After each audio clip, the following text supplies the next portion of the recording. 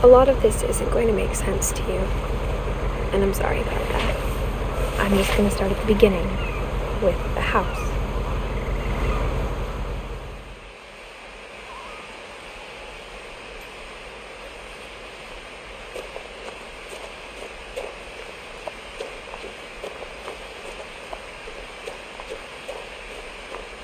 I lived here until I was 11, but I wasn't allowed inside half the rooms.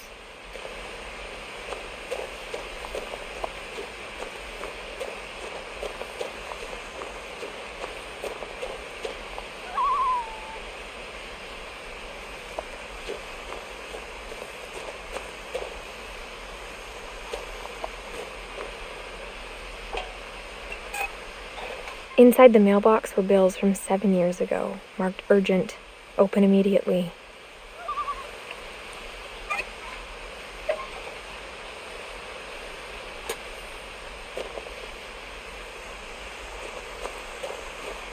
I hadn't been back since my brother Lewis's funeral.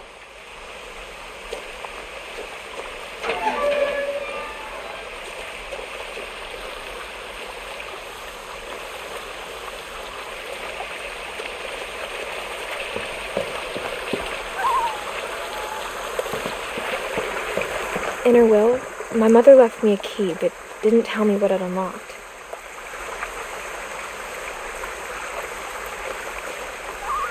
Maybe she thought I'd know, or she thought that the mystery would be enough to bring me back.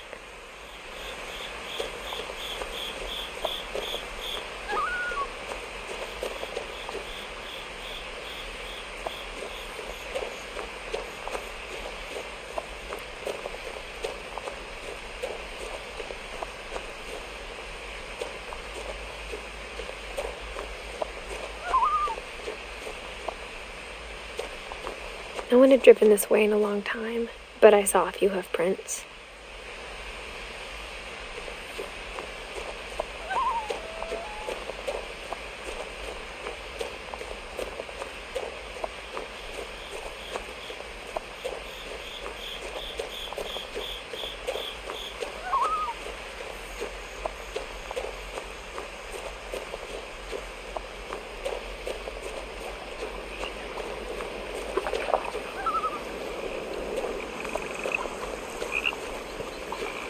The truth is, even after I inherited the house, I never thought I'd come back to it. But now I had questions about my family that only the house knew the answers to.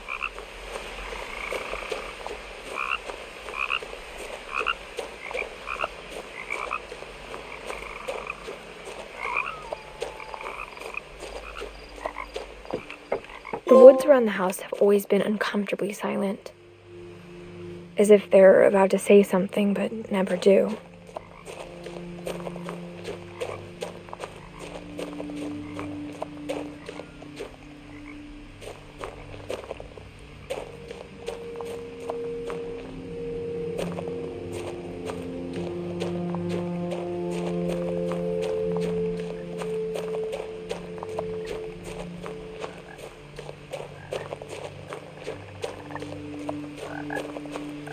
The house was exactly like I remembered it, the way I'd been dreaming about it.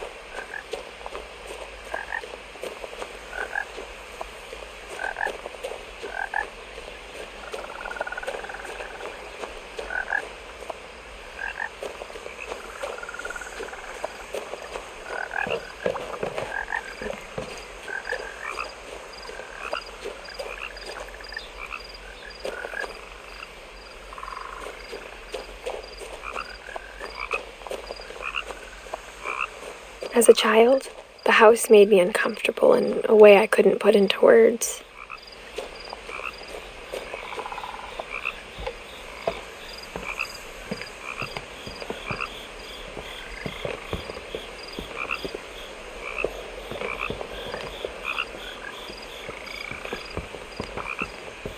Now, as a 17-year-old, I knew exactly what those words were. I was afraid of the house.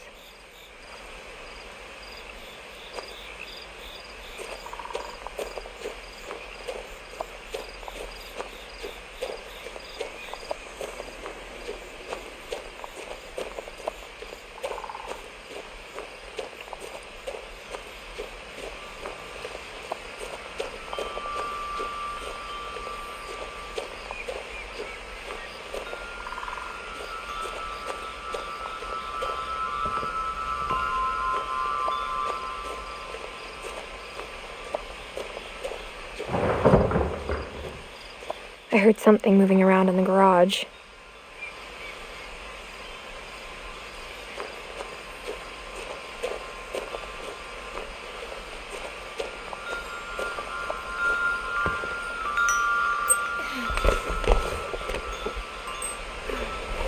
Crawling through the doggy door used to be a lot easier when I was 11.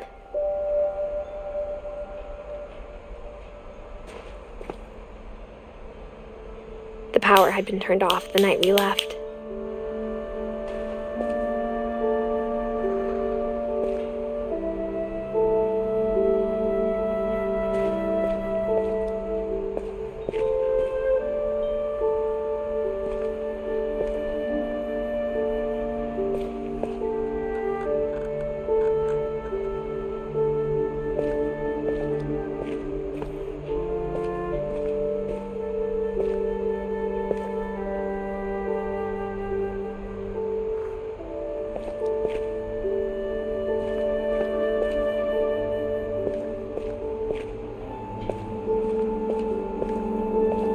For the first time in years,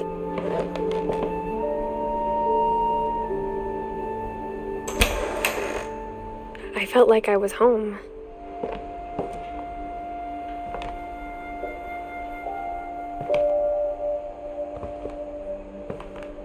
But instead of a family, there were just memories of one.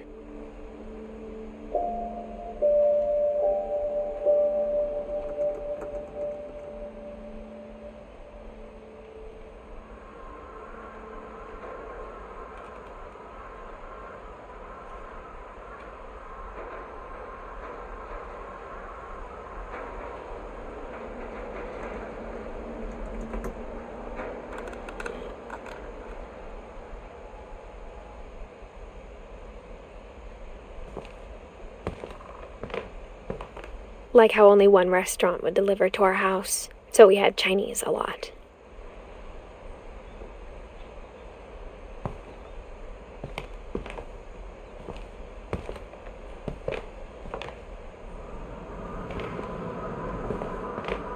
Or how after Louis started working at the cannery, we all got sick of eating salmon. Except our cat, Molly.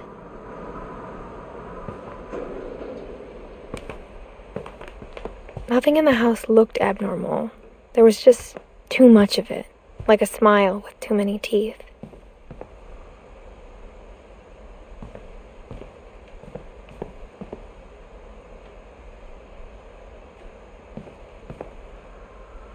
My mom wasn't much of an optimist, but she never stopped believing that my brother Milton was alive. A lot of things got left behind in the whirlwind of that last night.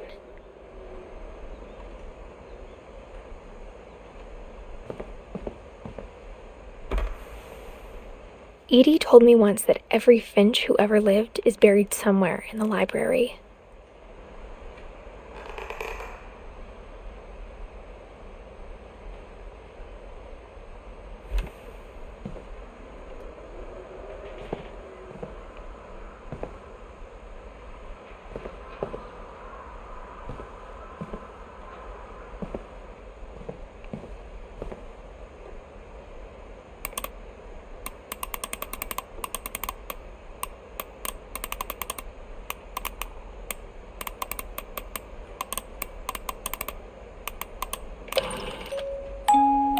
Great-Grandpa Sven built a music box for Barbara, along with the rest of the house.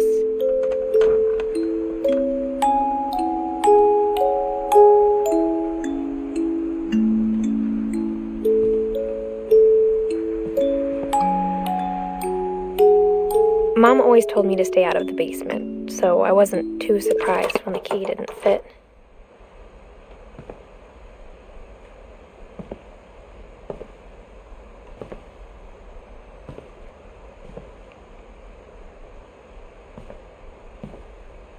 Even the fireplace had a story.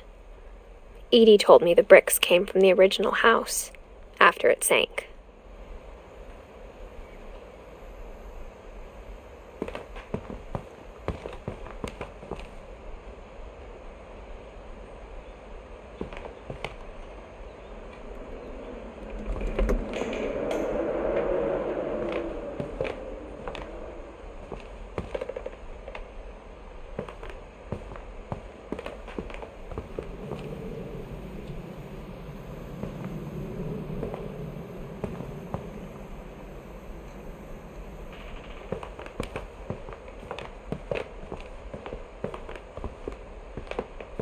The table was still a wreck from the night we left.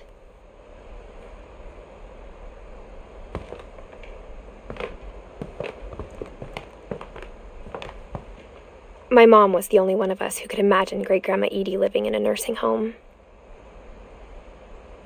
It was like a bomb had gone off, killing everyone but sparing the furniture.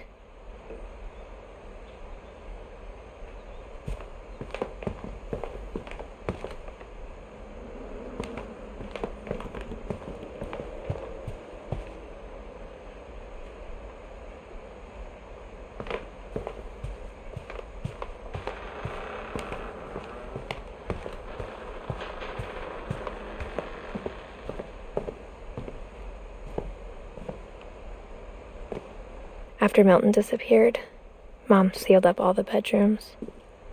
Then Edie retaliated and drilled peepholes.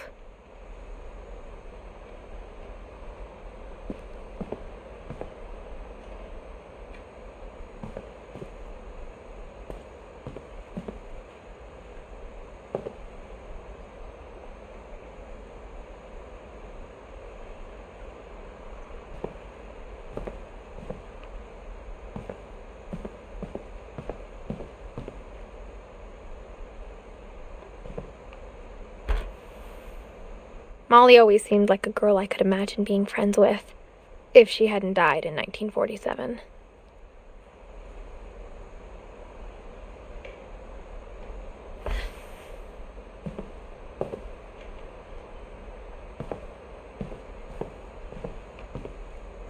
I spent a lot of time playing in Great Uncle Walter's room. I think my mom sometimes regretted not sealing it up.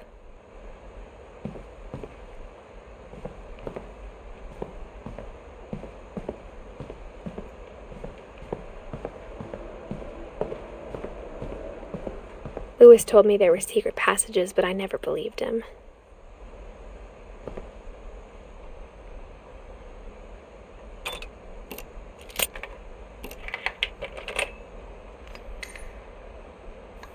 Turns out, my mom was really good at keeping secrets.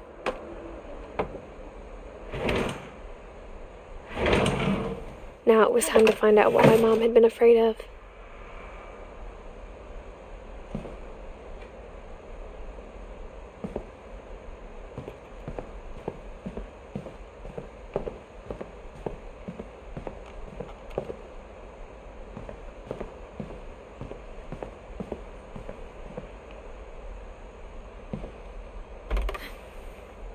The last time I was in Edith Sr.'s room, I was 10 and she was painting my portrait.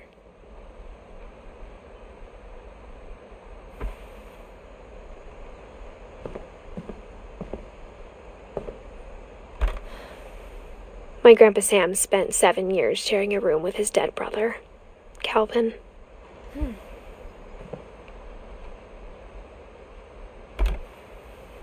As a kid, I just assumed every house had peepholes and sealed rooms you weren't allowed inside of.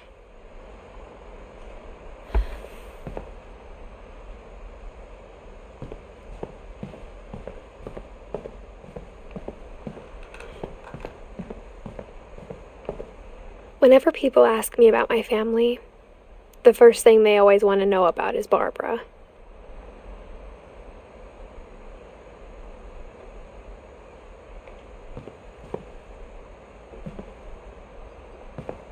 Edie's father, Odin, built the original house.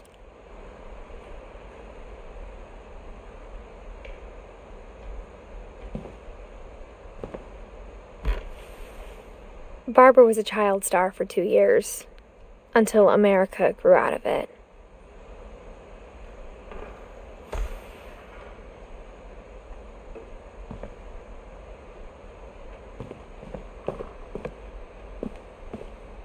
Mom must have locked the third-floor stairs on the night we left.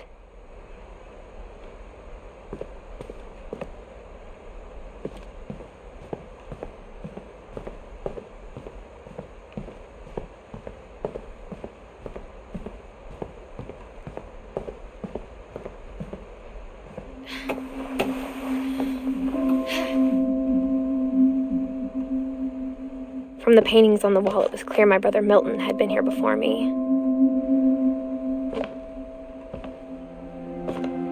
Reading this, maybe it sounds like I had a plan. But I had no idea what was behind that door.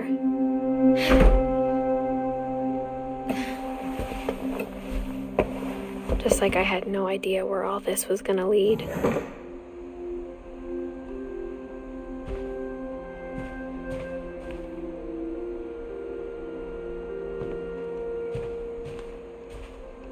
I grew up looking at Molly's room through the peephole.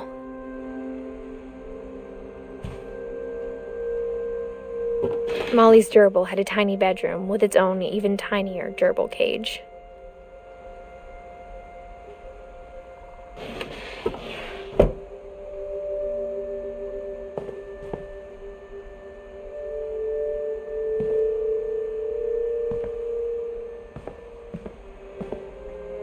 Being inside for the first time, I felt like I'd stepped behind a painting.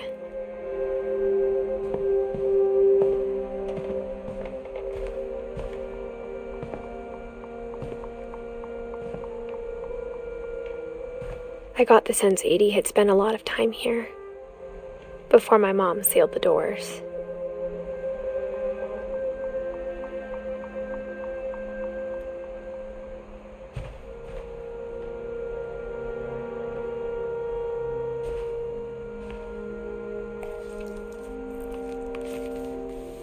December 13th, 1947. Dear Diary, I'll be gone soon, but I wanted to tell somebody about what's gonna happen. It started when Mom sent me to bed without dinner. I woke up and I was starving, so I looked around for something to eat.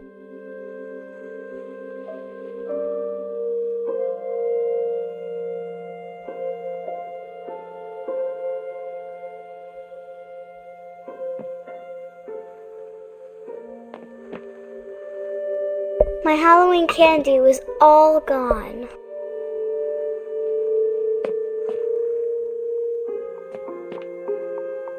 The gerbil food was dry, but I didn't mind it.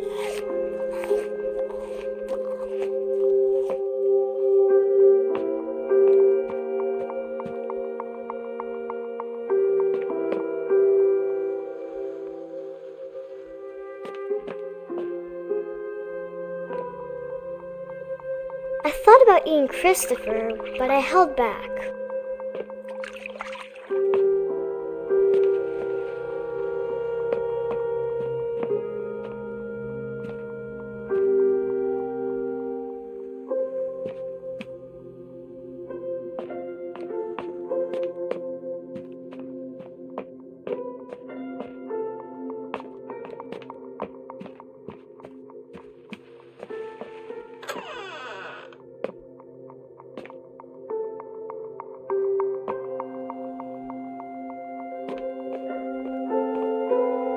I kept eating and eating.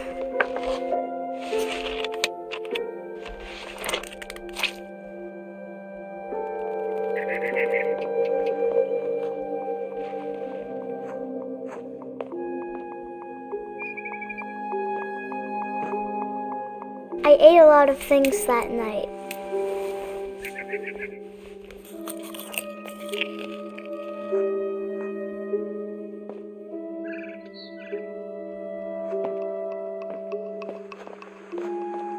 I heard chirping outside my window.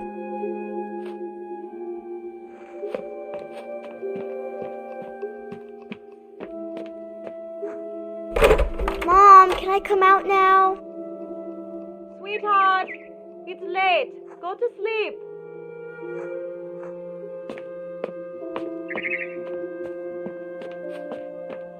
It was a barn swallow going back to her nest. I reached out for her.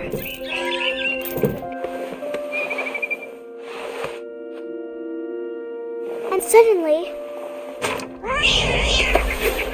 I was a cat.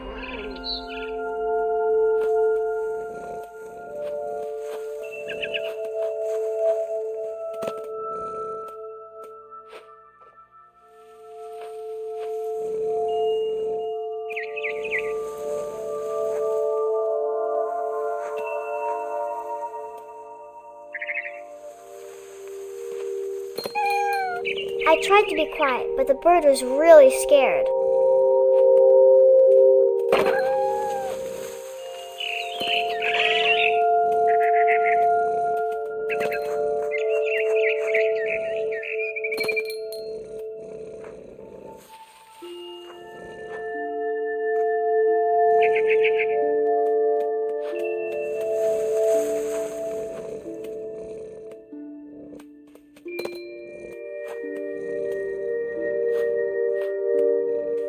Mom and Dad didn't even look at me.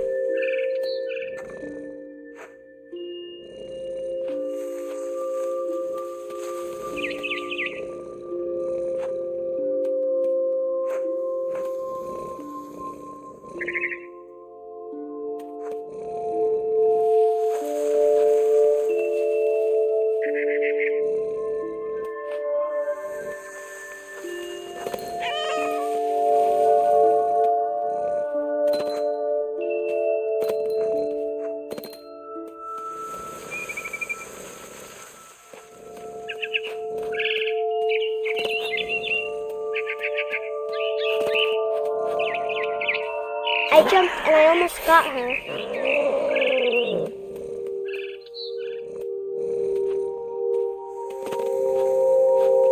I could tell she was getting really tired.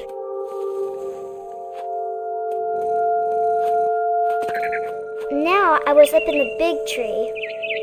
I promised Dad I wouldn't climb it anymore. All I cared about was eating that mama bird.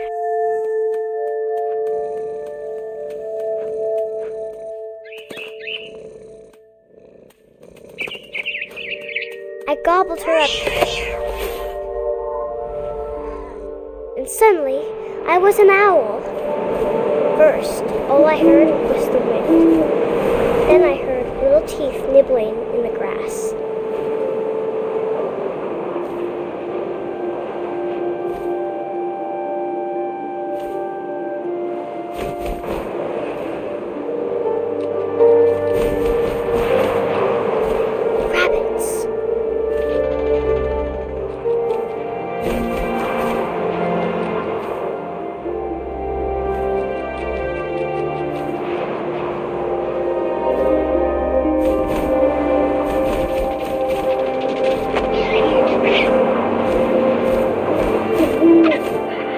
His face looking up and seeing mine through my talons. I swallowed him up, and I didn't chew one bit. Then I flew off to find something bigger.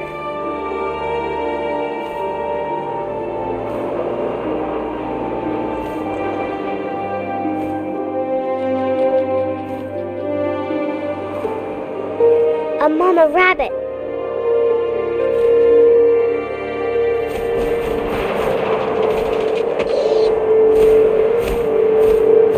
She was almost too big to carry. I started choking, but I couldn't stop eating. And suddenly, I was a shark.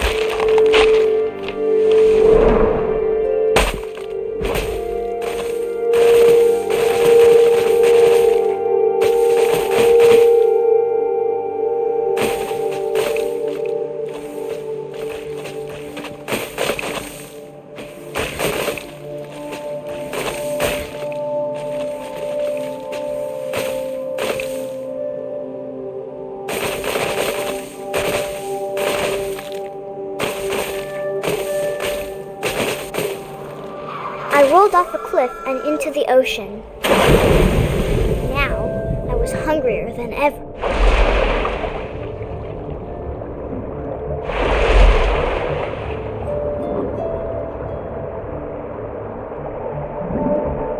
I wanted fat, juicy seals.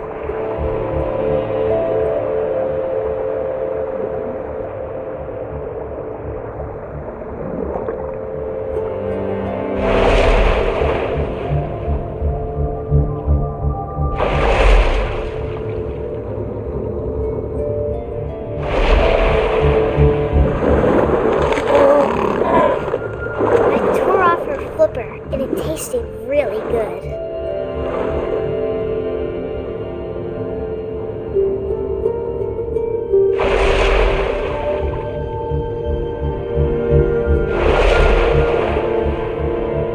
I grabbed on tight, but I was so hungry, I jumped out of the water. When I opened my eyes, everything had changed.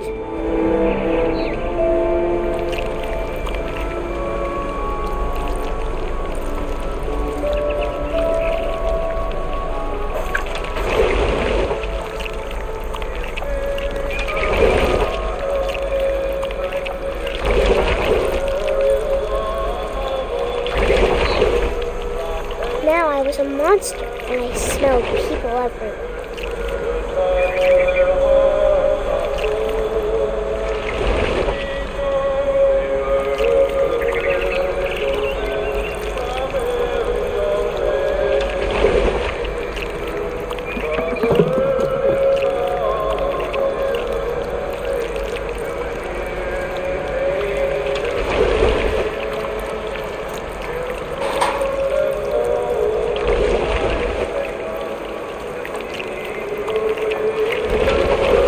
I was big, but I moved real quiet.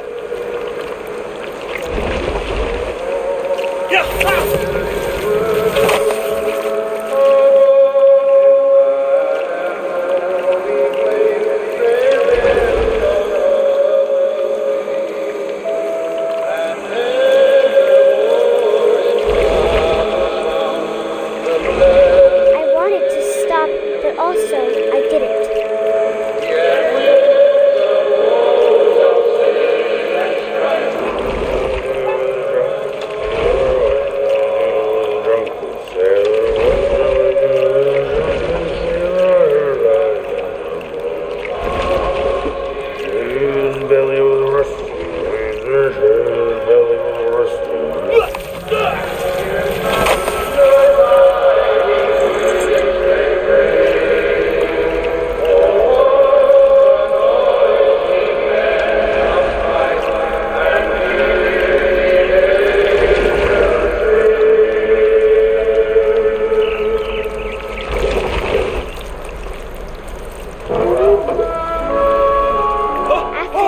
Passenger, I was still hungry, and across the water I smelled something new, something I had to have, so I swam towards it.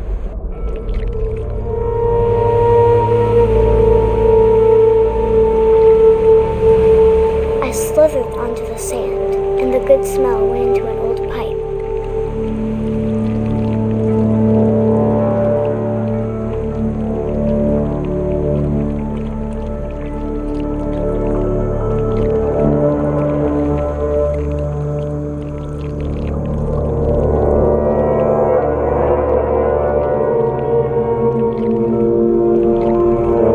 Closer and closer.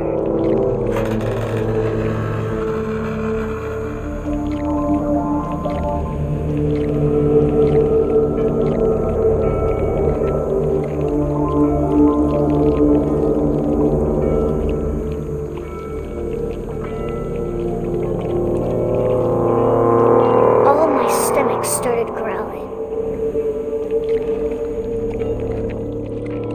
And suddenly, I was me again. I held my breath for a long time, but I couldn't hear anything.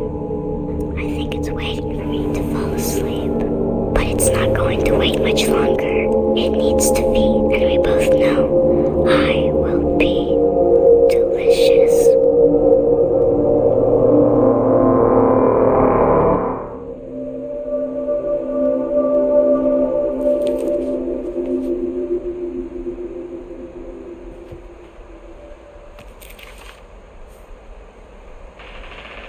not sure if I believed all of that, but I'm sure Edie would have.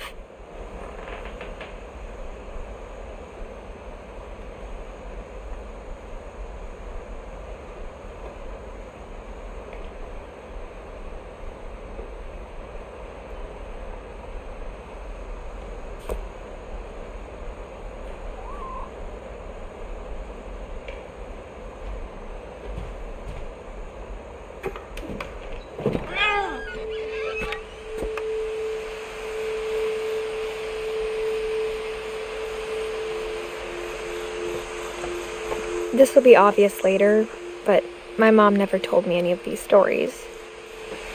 Edie would have, but Mom didn't like bringing up the past. Though, when we adopted a stray kitten, she was the one who named it Molly.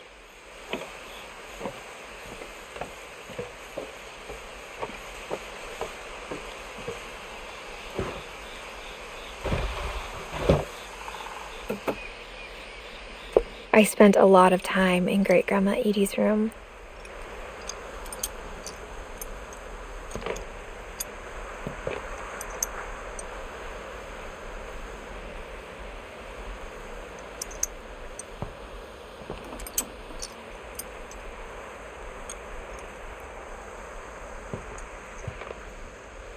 We got along, and it was a good place to hide from my mom. When Edie told people Sven was killed by a dragon, she could also have said he was building a dragon-shaped slide that collapsed. She could have, but she didn't.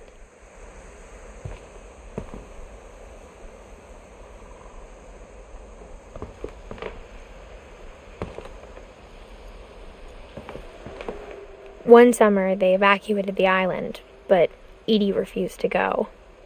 For a few weeks, she was a celebrity.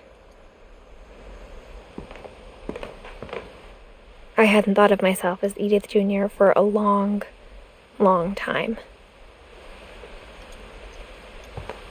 Edie gave a big interview about a mole man living under the Finch house. My mom was furious.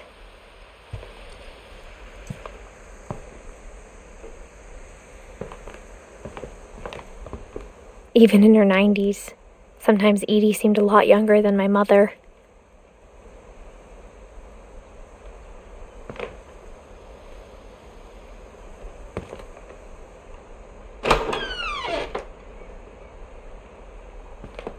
The only trace Grandpa Sam's first wife, Kay, left on the house was the pink bathroom. It was a pretty big trace.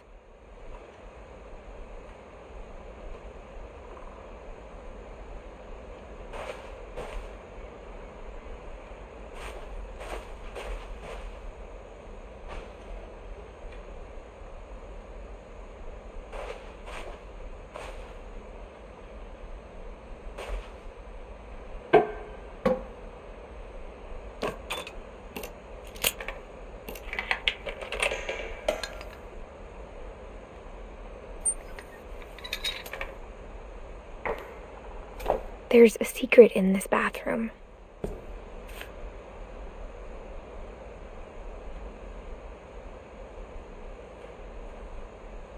It's in the last place you would look.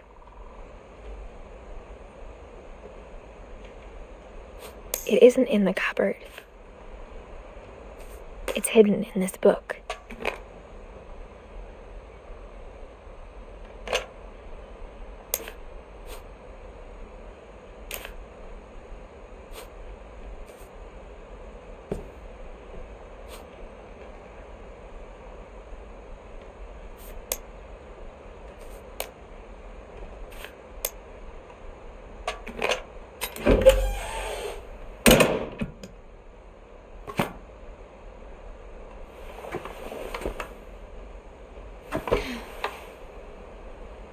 Sven gave Sam an old camera he'd refurbished.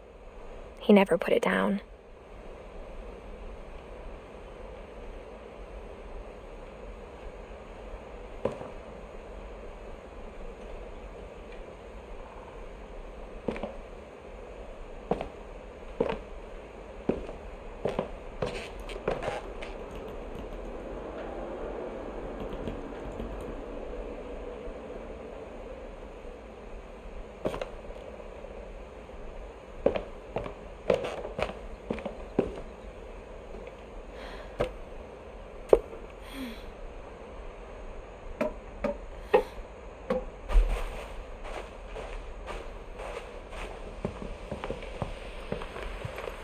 Edie knit me a new pair of gloves every year, just in time to replace the old ones.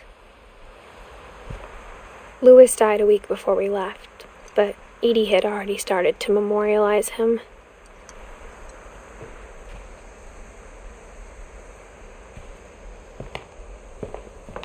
Her room was like a museum.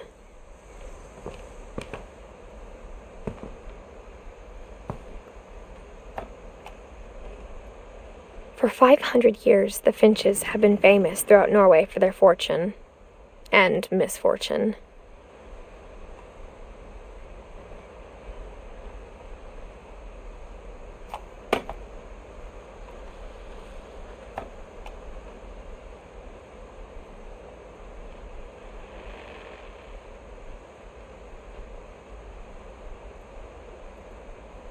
Odin Finch buries the latest victims of the family curse, his wife Ingeborg and their newborn son, Johann. On January 7th, 1937, he set sail with his family and his house, hoping to leave the curse behind. But 40-foot waves off the coast of Washington send the house and Odin to the bottom of the sea.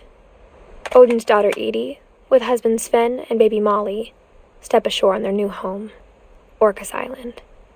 Odin Finch is the first to be buried in the new family cemetery. His daughter Edie is already dreaming of a new Finch house.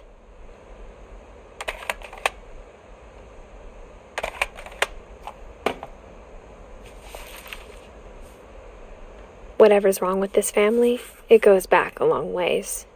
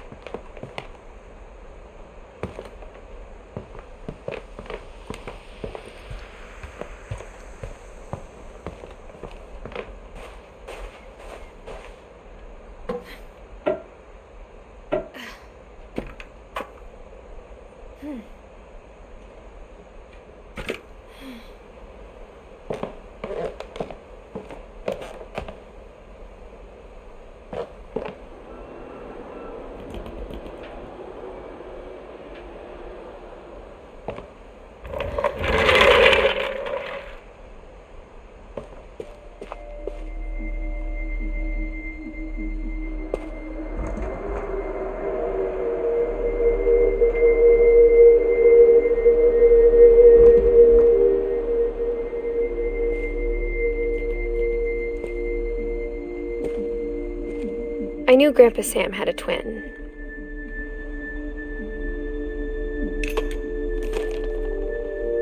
And that he never talked about him.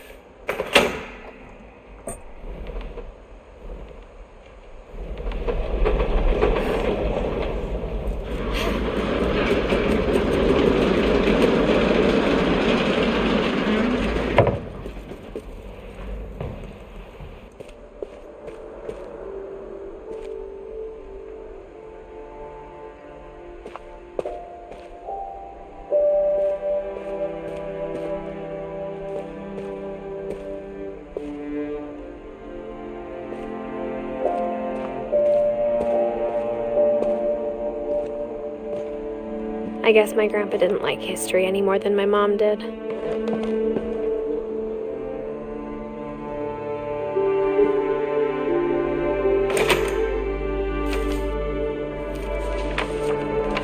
How I Want to Remember My Brother by Sam Finch. The thing I remember is that when he made up his mind, that was it.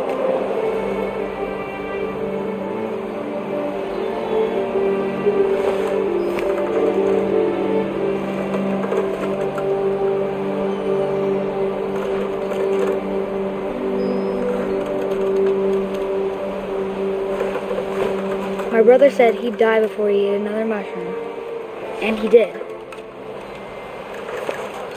At Barbara's funeral, we swore we'd never be afraid again. And he wasn't. I think Calvin always wanted to fly.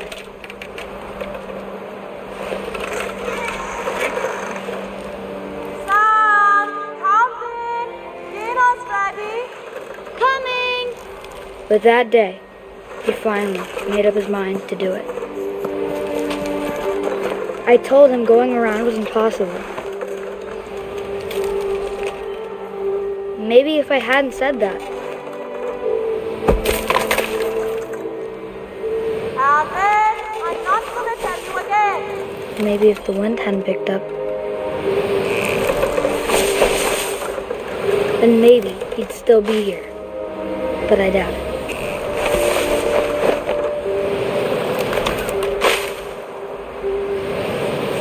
I think he'd already made up his mind.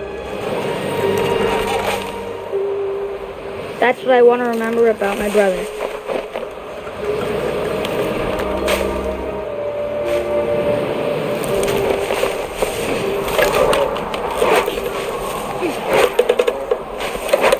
The day he made up his mind to fly. And he did.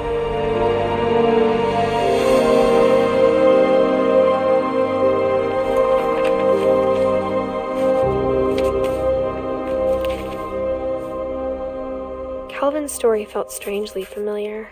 When I was younger, I remember trying to do the exact same thing.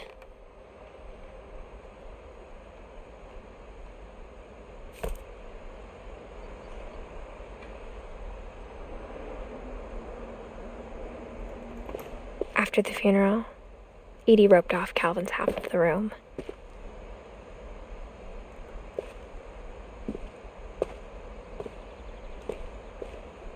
Mom said Grandpa Sam enlisted at 18 and never set foot in the room again.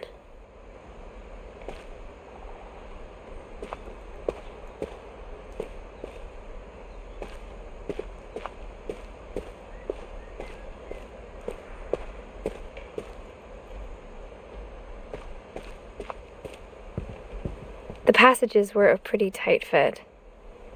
They'd obviously been built for smaller hands and bellies.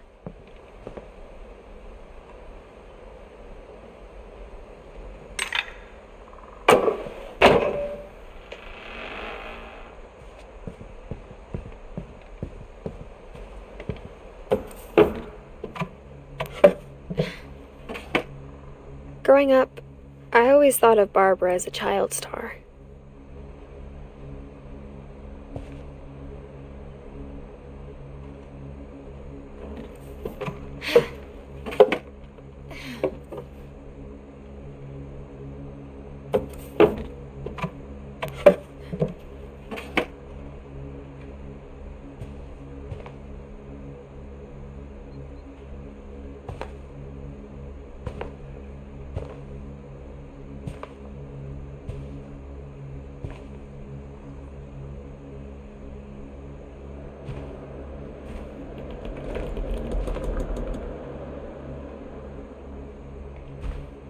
I never thought about how hard it must have been for her afterwards.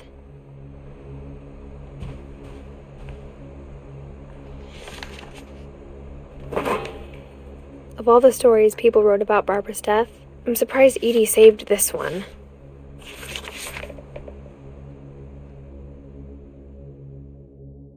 Old Jack here with another ghastly tale inspired by America's most unfortunate family.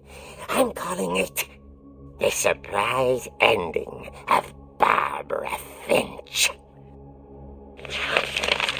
As a child star, Barbara was famous for her scream.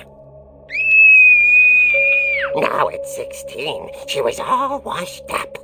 A has-been.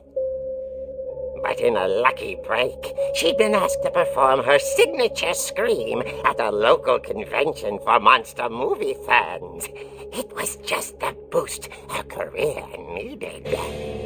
Unfortunately, her scream hadn't aged well. Getting better. I think you just need the right motivation. Her biggest fan and current boyfriend, Rick, was about to demonstrate when... Now that was a great scream. It was Barbara's father, Sven. He'd slipped into a table saw and had to be rushed to the emergency room. So Barbara got stuck babysitting her youngest brother, Walter. Her convention comeback was cancelled. Okay, I'm hearing frustration, but I'm not hearing terror.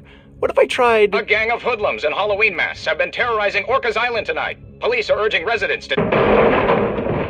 That came from the basement. You're right! Also, I loved your delivery on that.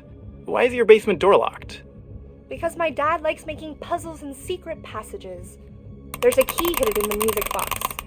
The secret is to keep winding and winding until finally the key pops out. Thanks, babe. I'll be back in a sec. 20 minutes later, Rick hadn't returned. So Barbara went to look for him, right on cue. She reached for the music box.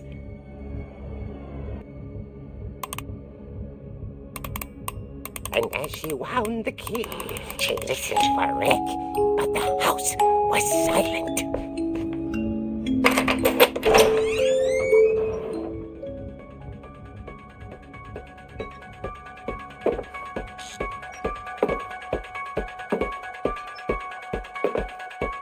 She found Rick's crutch and imagined the worst.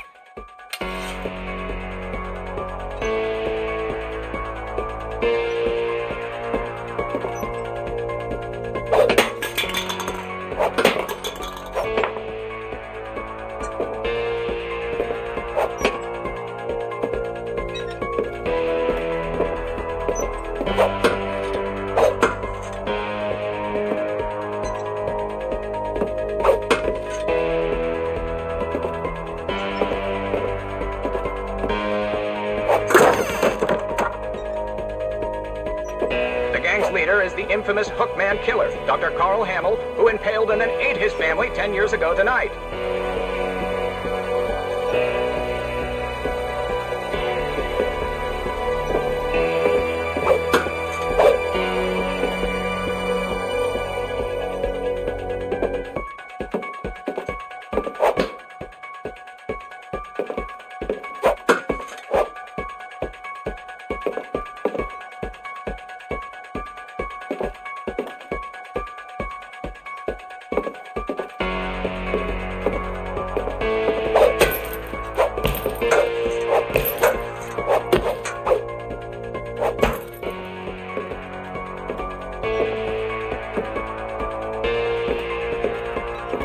The old fridge rattled and grew still.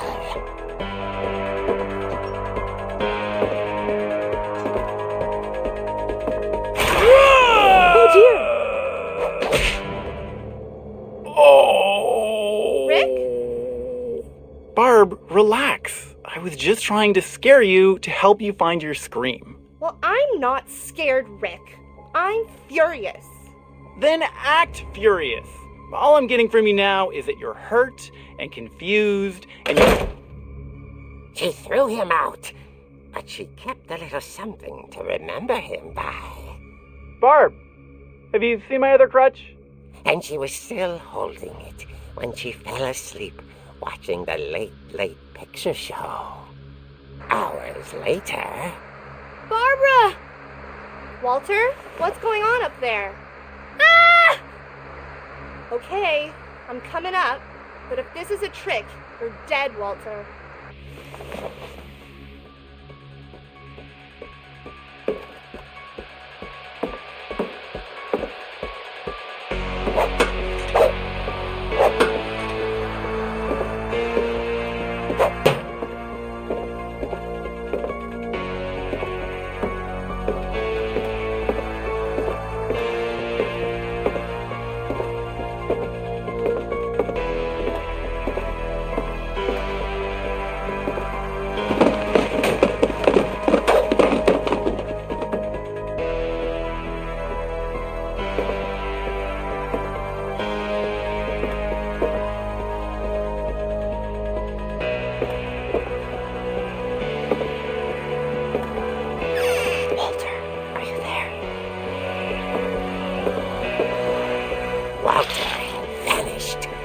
his bedside radio was still on.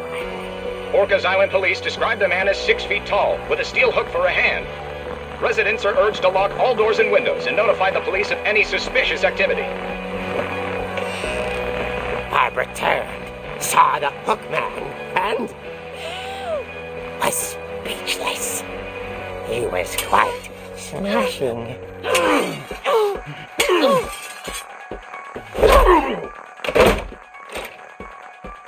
And who he was, he couldn't get enough of Barbara. Okay, Barbara, there's gotta be another way out of here.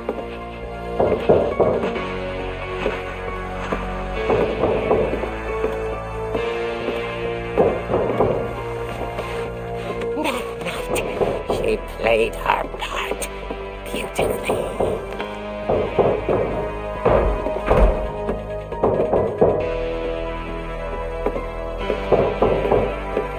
She thought about abandoning Walter, but just couldn't do it.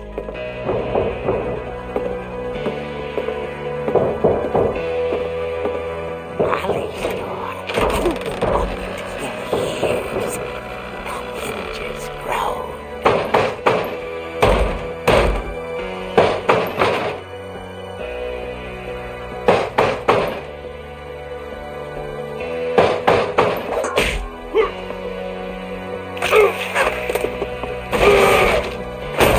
He wasn't moving, but she sensed the story might not be over yet.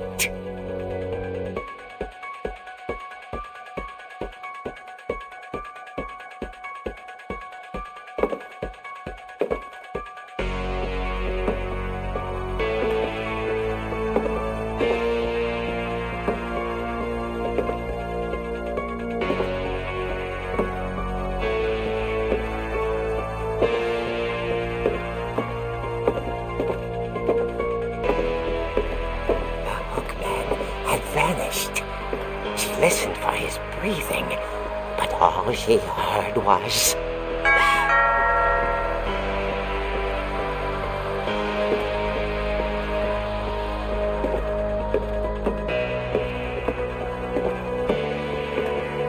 Someone at the door was dying to speak to young Barbara. At the door, she heard whispering. It was coming from inside the house.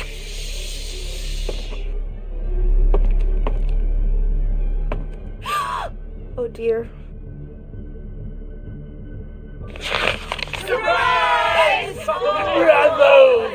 You were wonderful. The monsters had come to surprise her. For Barbara, it was a dream come true. Then she saw what kind of monsters they were, and she realized what was about to happen. She was going to be famous. And with her final breath, Barbara Finch gave the performance of her life.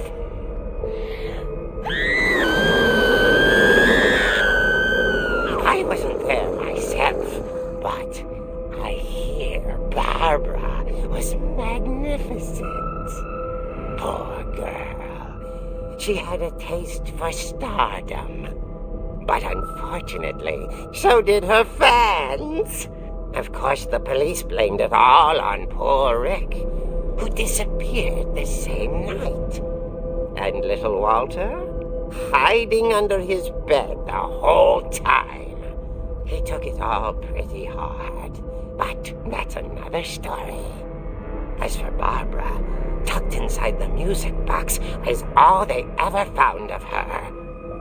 Her ear. Now that's what I call a real eerie tale.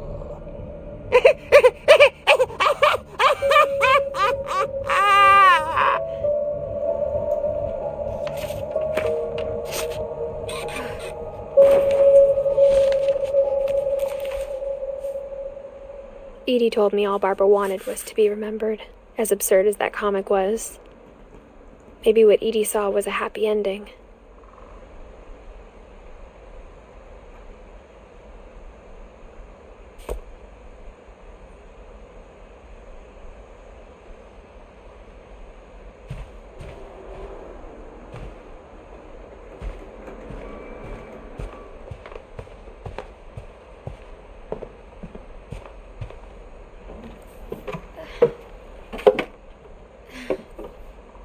I guess now I know why Mom didn't like me playing with the music box.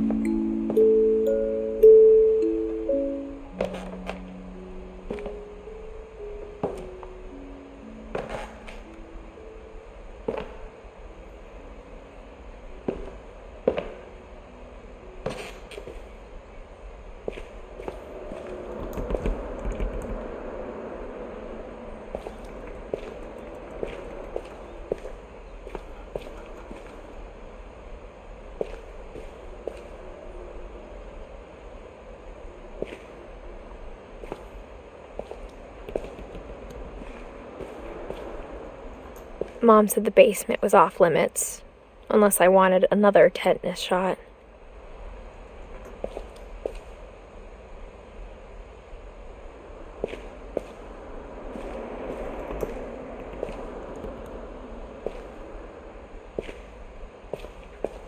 I saw Edie sneak down to the basement once, carrying packages.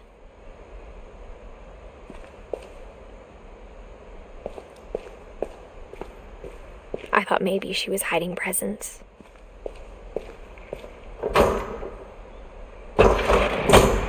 It turned out she was hiding a lot more than that.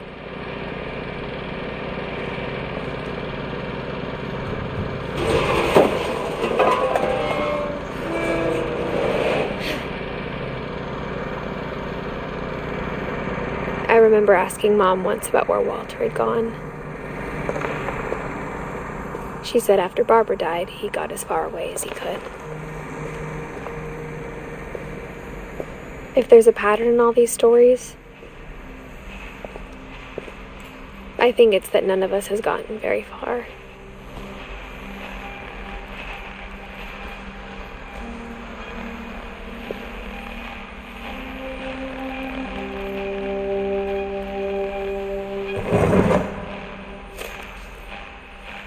Goodbye, everyone. I can't believe I've been down here for 30 years. On that first day, after the shaking started, I didn't think I'd survive a week.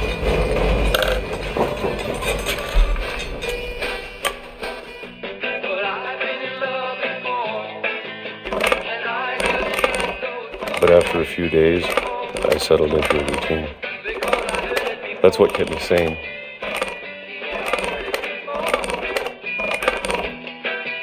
Having a schedule, living for today. I always expected to be dead tomorrow. But if you wait long enough, you get used to anything.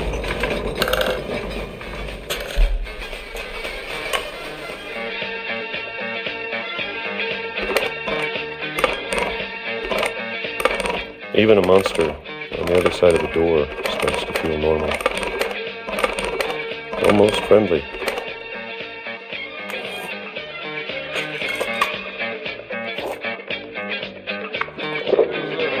And then one day, everything just stopped. Whatever that thing was, it was gone. Maybe it got tired of waiting. Or maybe I just got tired of being afraid.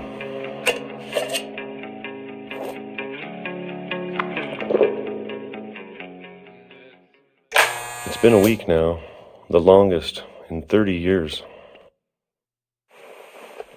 I'm done waiting. I have to leave while I still can.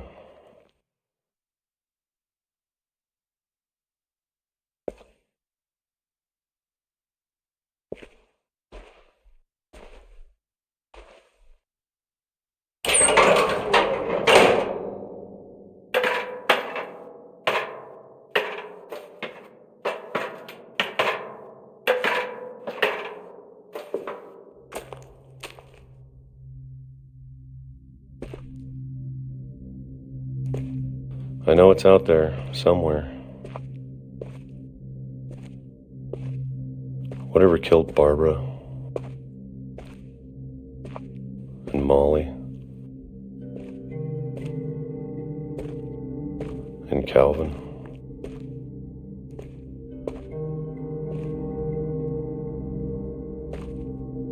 Maybe this is all a mistake. But I need to stop living the same day, even if it kills me.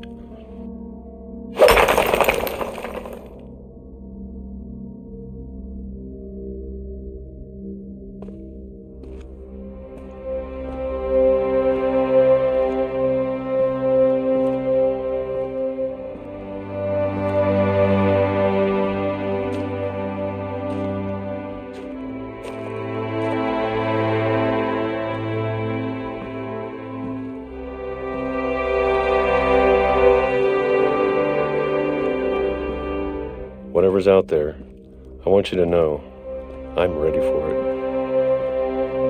I'm going to appreciate all of it, especially the food.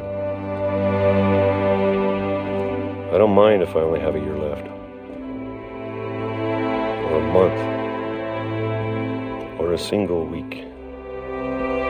I'd be happy with one new day.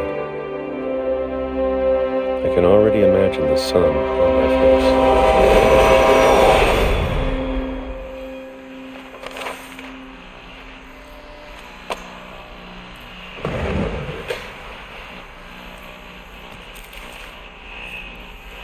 Walter died when I was 6. I can't believe my mom never told me he was down here.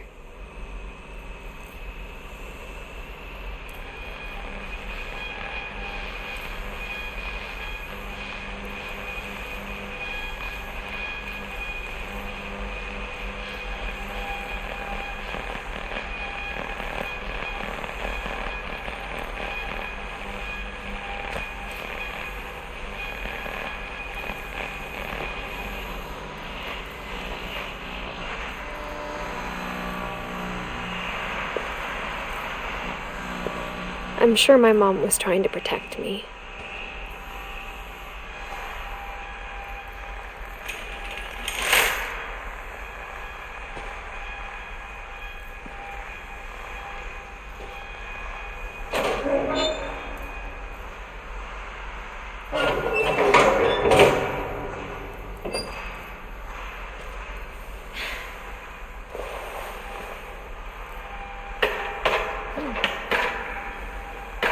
Maybe she was afraid I'd end up like Walter.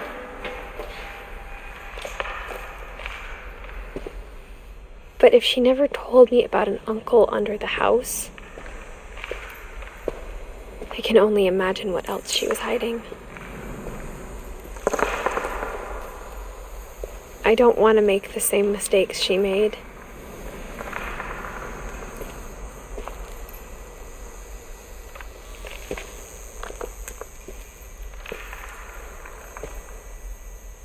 Trying to bury something that's still alive.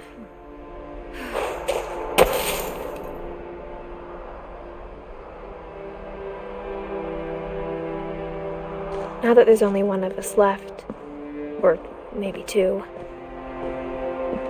I thought it was time I heard the stories for myself and found out what happened to everyone else. But now I'm worried the stories themselves might be the problem. Maybe we believed so much in a family curse, we made it real.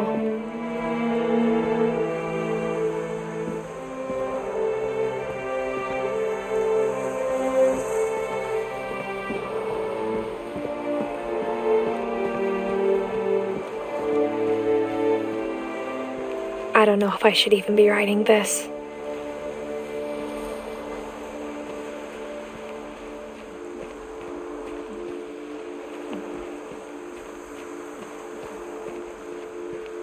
Maybe it'd be better if all this just died with me.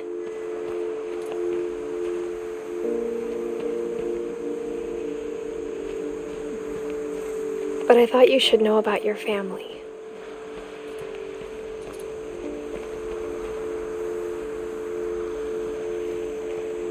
and the history you're a part of.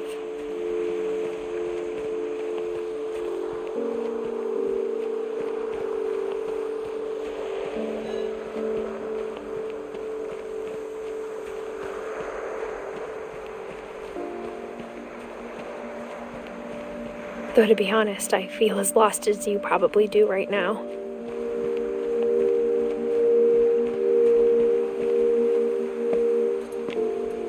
I think the people in these stories believed them, for what that's worth.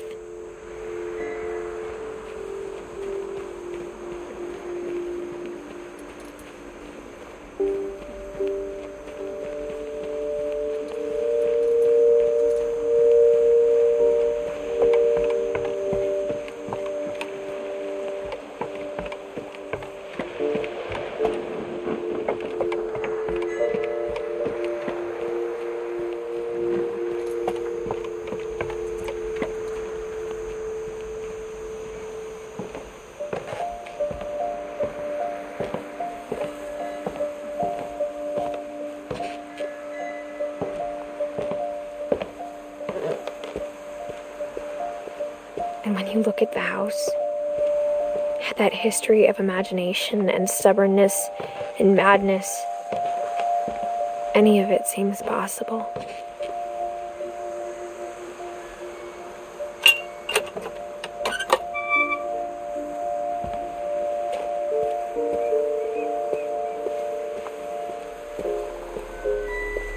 I think we've been surrounded by death for so long, we've just gotten used to it.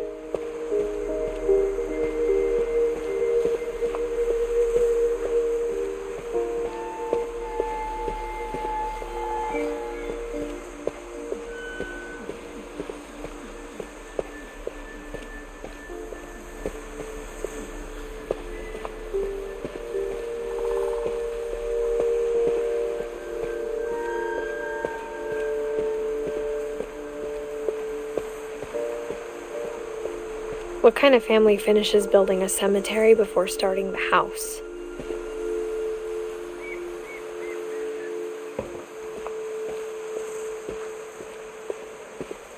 It's embarrassing for me to admit this, but the pet cemetery made me more uncomfortable than the human one.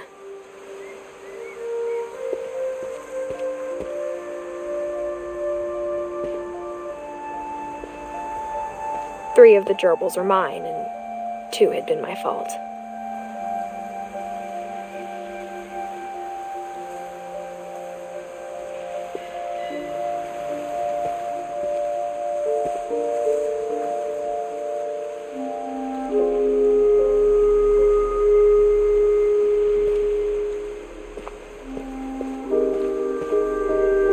Sven built the house, but it was Edie who designed the cemetery.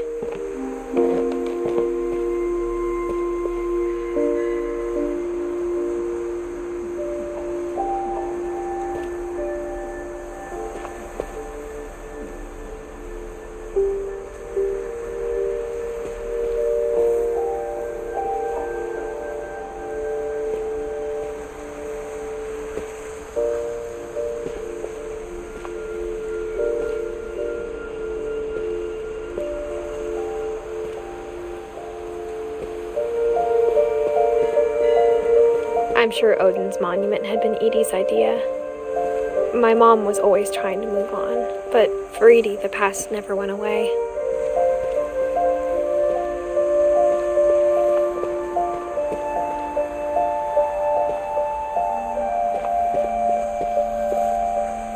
She could see it poking out of the water at low tide.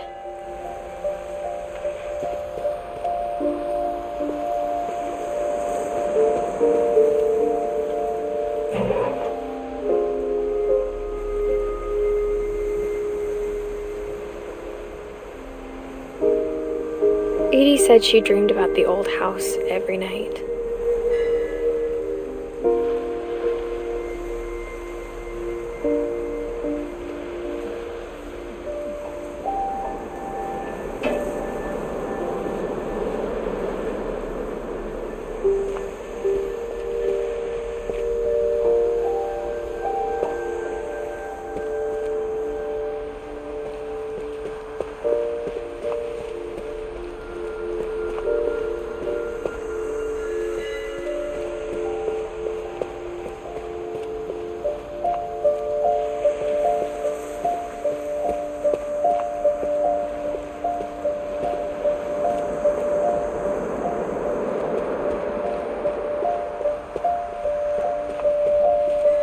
Edie's side was always easier for me to understand.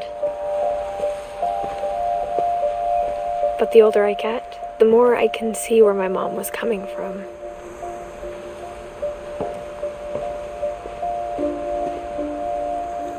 Her dad had been pretty strict, but it wasn't enough to save her brothers. She was just trying to do better.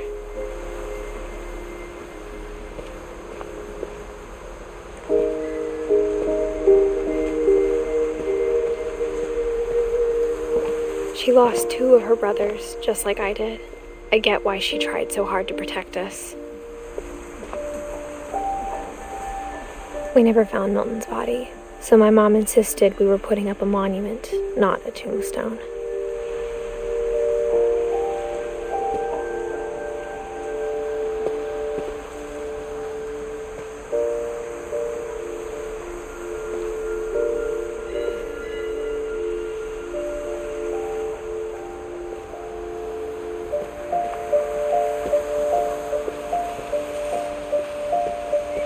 There's so many things I wish I could ask my mom now.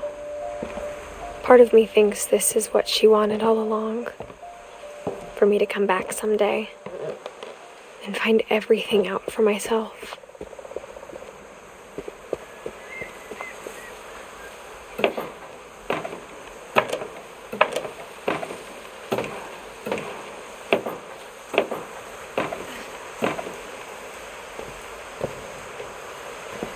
But looking back on it now,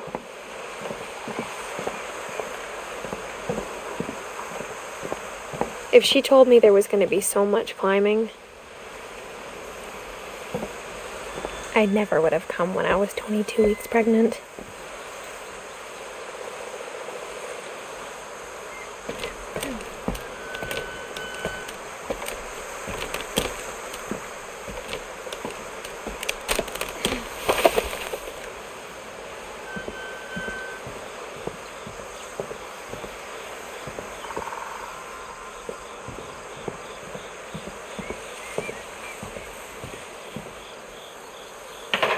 I never met Grandpa Sam, but I think he and my mom had a lot in common.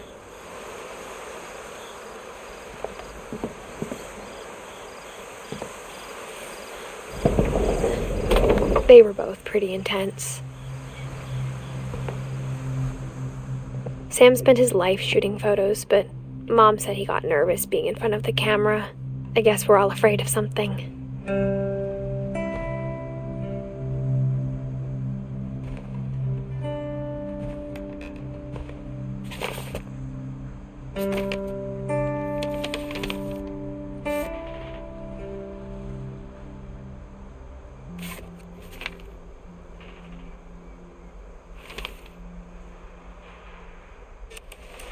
Dawn, I promise, you'll never forget this weekend. Yes, sir. These memories are going to last a lifetime. What? Am I gonna have to shoot anything? It's a hunting trip, Dawn. Shooting is strong perfect. It's gonna rain the whole weekend, isn't it?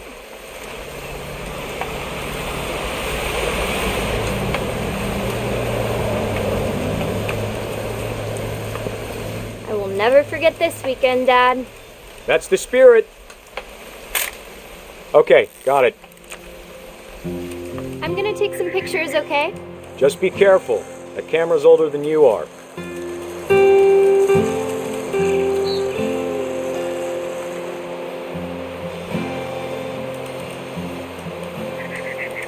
You're right, Dad. It's starting to clear up. Still freezing, though.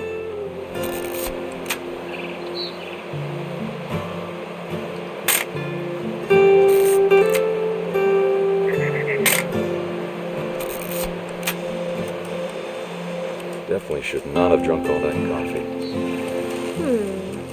Hold still while I take a picture of you. I definitely won't be moving. Are you done yet? Hey! That's a keeper. Nothing quite like being outside. I'm just saying, I'm not always going to be here, Dawn. You'll need to remember this stuff, if you want to survive. I'll be fine, Dad. You know who else thought he was going to be fine? Some guy who died. Dawn, I'm being serious. I know, Dad. You're always serious. Doesn't being out here make you want to chill out? Well, to tell you the truth, I haven't been out here in 20 years. Don, don't you think you could find something more interesting to photograph? Last time I was with my brother Calvin. Man, that was a great trip. Your grandpa Sven taught us how to fish, how to build a fire. We found an old logging trail. There were deer everywhere. I bet if I could remember where that trail was, we'd spot a buck for you in no time. Give me a minute to check the map. You don't need to waste any more film on me, kiddo.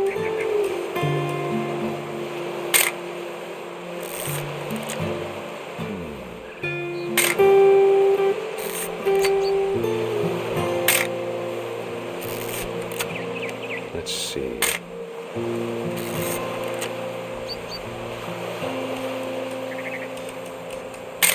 Maybe.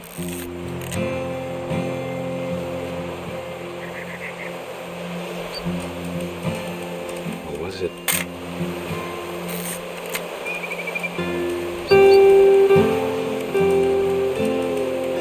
Could have been.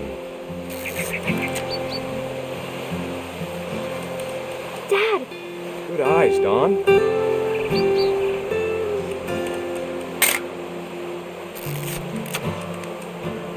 Before you take the shot, let me get a picture of it.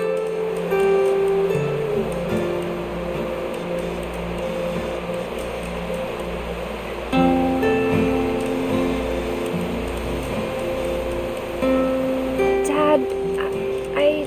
Just breathe. Turn off your imagination. Focus on your target.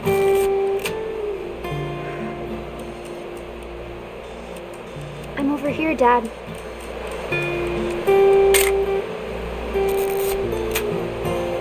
Let me get behind you. Do I have to do this? Dawn, you don't have to do anything. But if you want to survive, you'll need to be strong.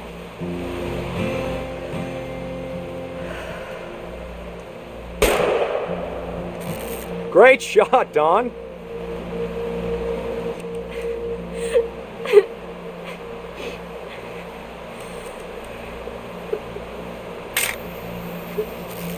I'm proud of you, Dawn. Always remember that, okay?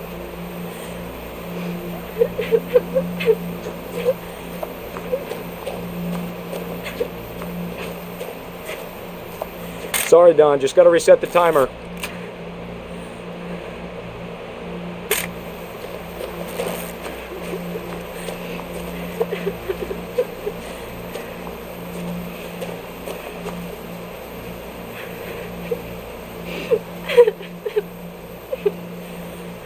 Hang on, kiddo. Just trying to get a shot of the two of us together.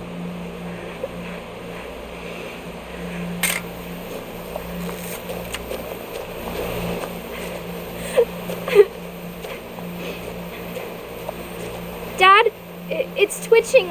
I think That's it's totally still... normal, Don. Just focus on the camera. Try not to think about... Dad!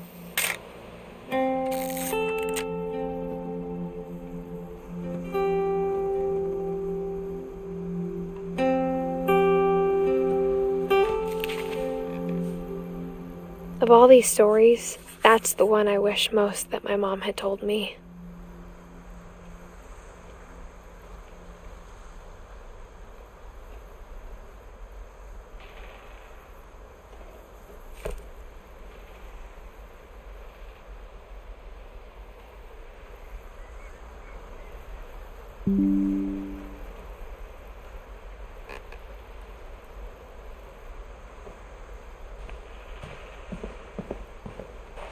Instead of hiding from death, Sam seemed to go out of his way to meet it.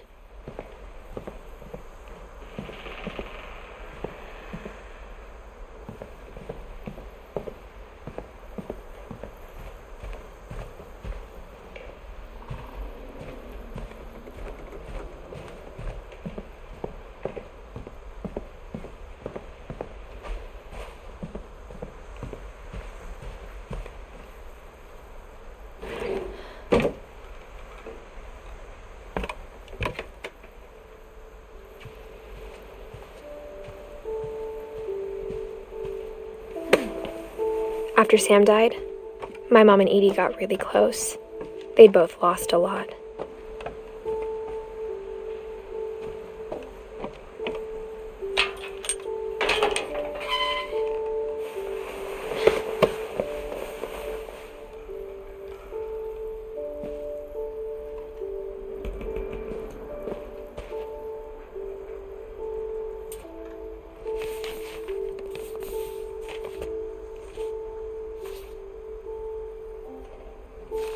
Dear Kay, do you remember the way Gregory used to laugh when he thought he was alone?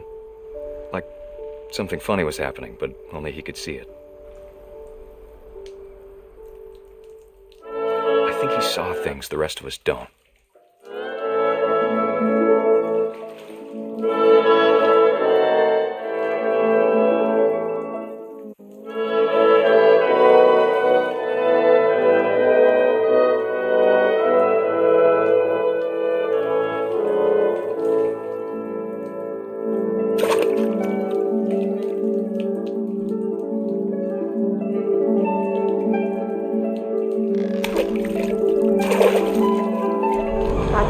Gregory, it's time to...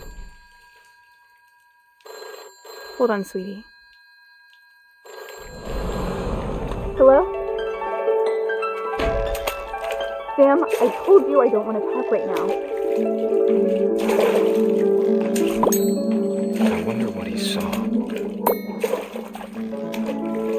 What his world was like.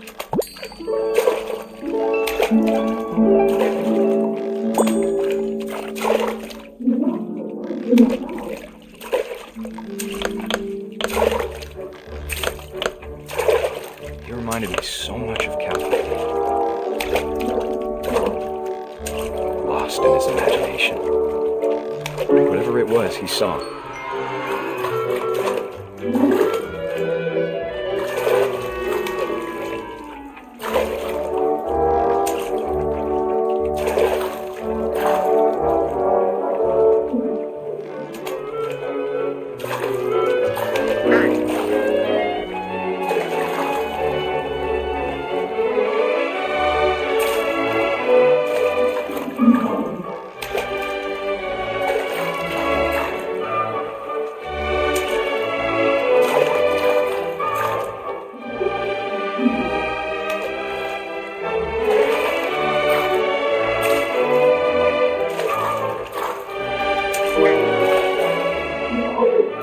It sure made him happy.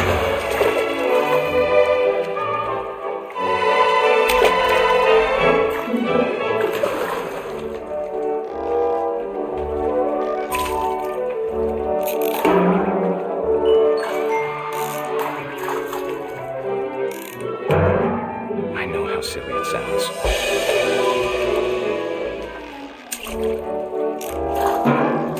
But I worried about a baby being too happy. But I could feel him slipping away. Sorry about that, Gregory. I know you did everything you could. Maybe if I hadn't called that night. Damn it. Hold on, I don't want Gregory to hear this. I wish he could have told us about the world he saw.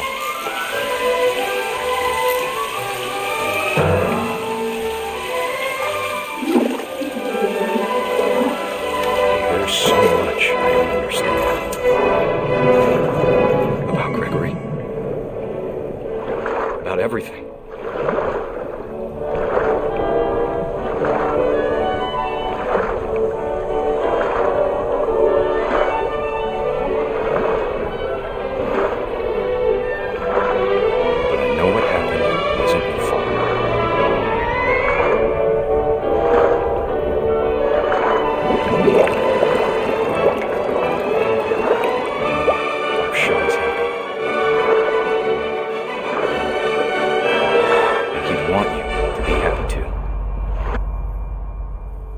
Good luck, Kay.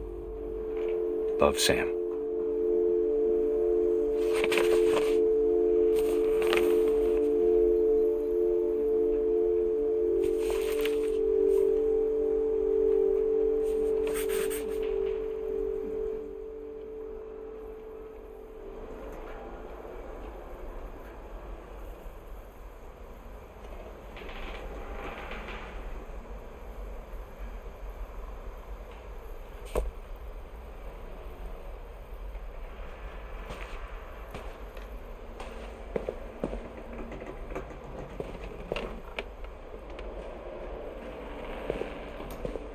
can't imagine my mom ever writing poetry, and yet...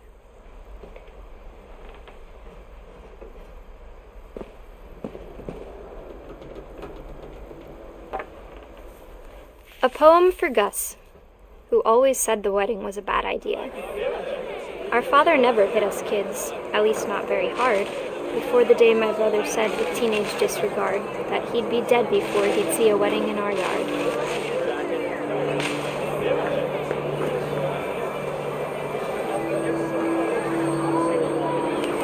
My father made him come, of course, but Gus stood far apart, just flew his kite and bottled up the storm inside his heart.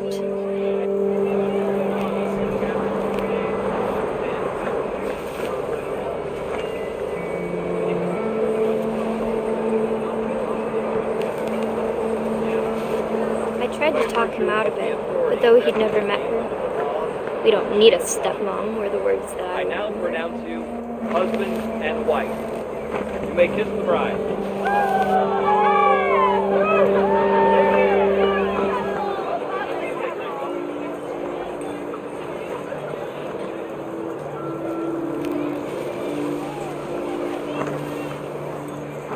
When the time for photos came, Dad ordered him to come here. But Gus declined, and as a sign held up his middle finger.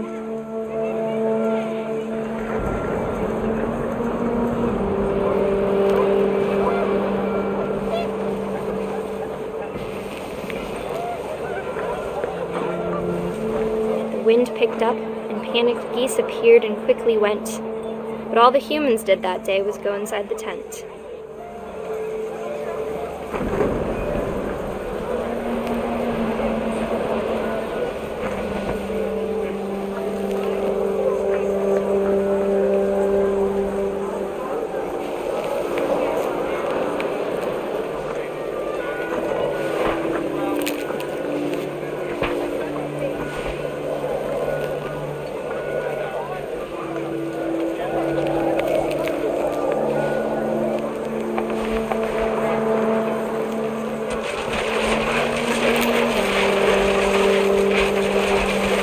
Rain came down in buckets then, but no one seemed afraid that nature might destroy the tent our dad had crudely made.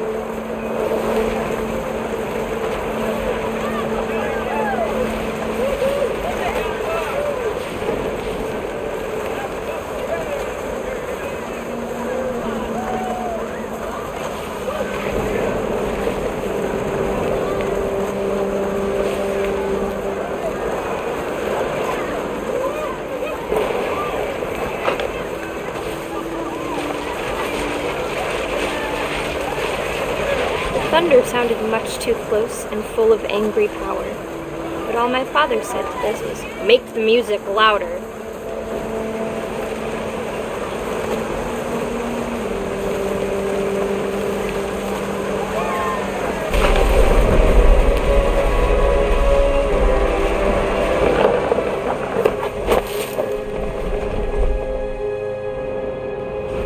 I wish that I could truly say I thought about you on that day.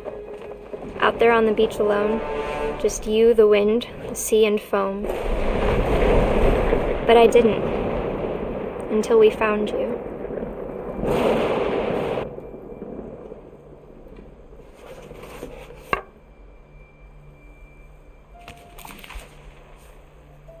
She never talked about him, but Mom told me once if I was a boy, they were going to name me Gus.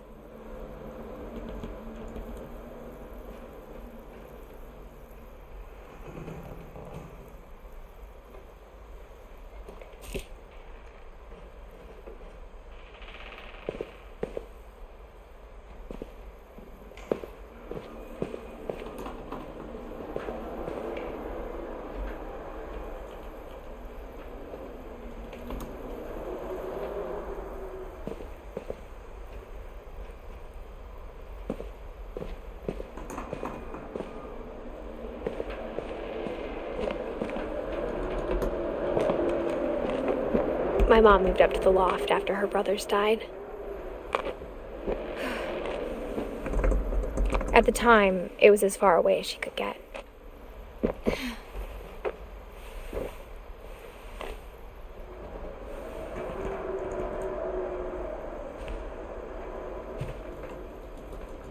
Religion was another thing my mom never talked about, but I think it helped her a lot after her dad died.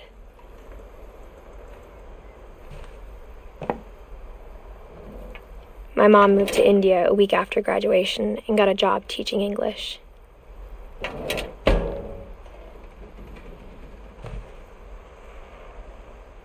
She spent a summer building houses in Calcutta, where she met my dad, Sanjay.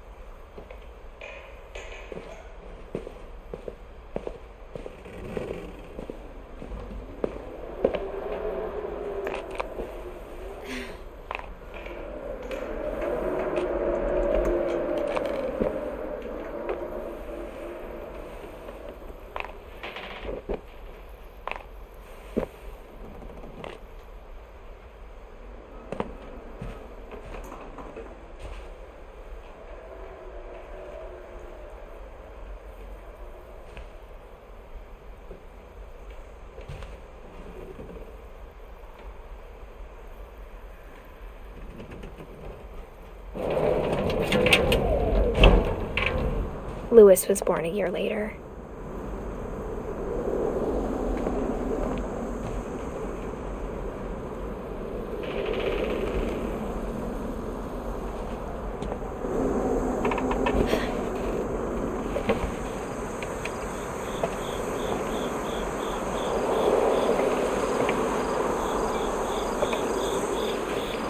When my dad died, I don't think Mom knew where else to go.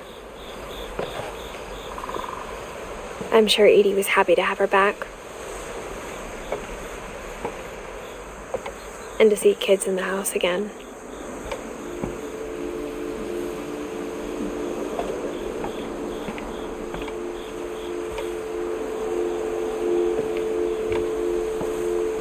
The house had to get a little bigger, but Edie was used to that.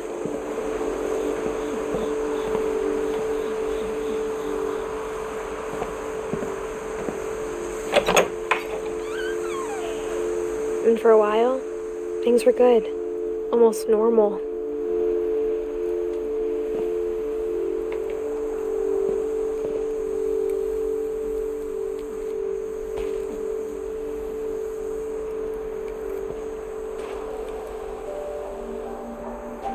But it didn't last.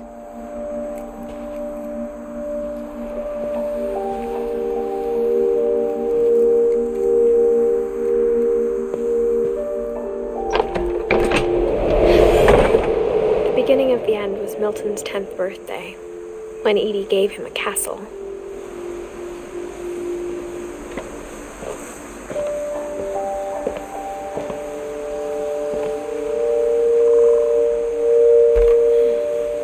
After Milton disappeared, the only thing he left behind was a room full of paintings.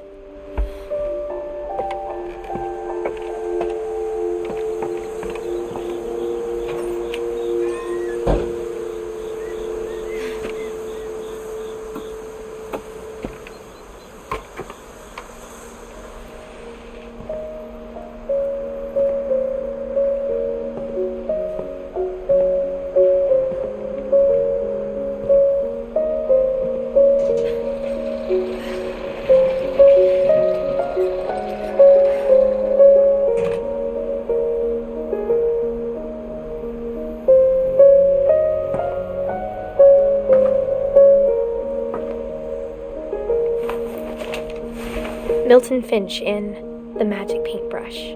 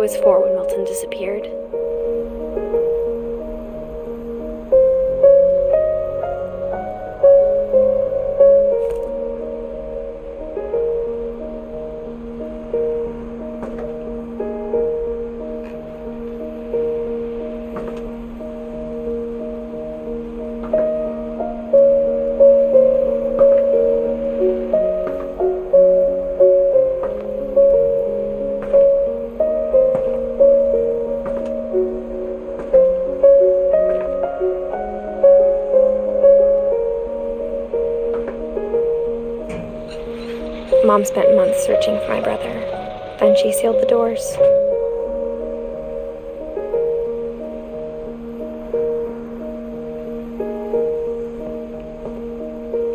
Whatever Milton had found in the house, Mom didn't want it getting out.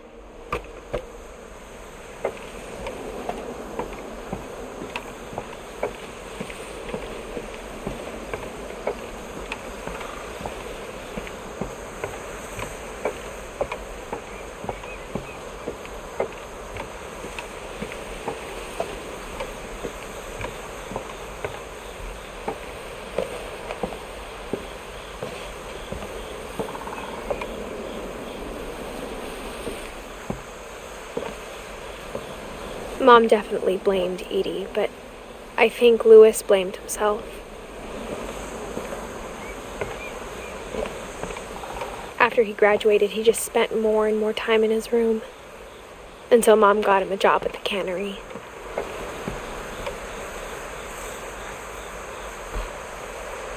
Everyone always told me to stay out of Louis's room, except Louis.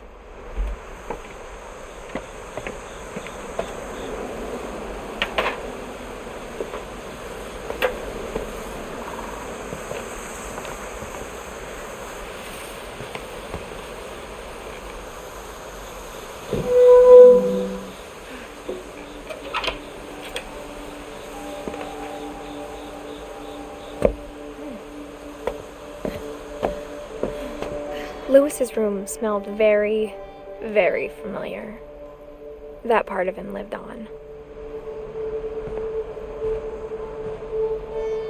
Louis and I spent a lot of time playing games together, but he was surprisingly bad at them.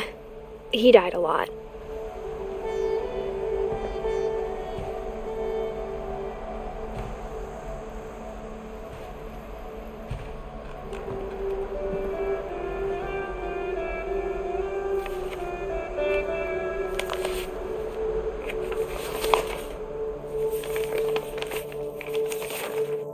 Dear Mrs. Finch, as Louis's psychiatrist, I can understand your desire for an explanation. As I see it, the trouble began in January, shortly after we convinced your son to seek treatment for substance abuse. Newly sober, I believe Louis first noticed the monotony of his daily life.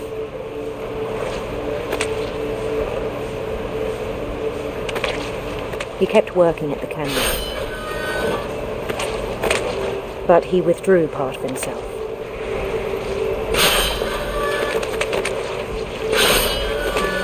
In our sessions, I saw the same behavior.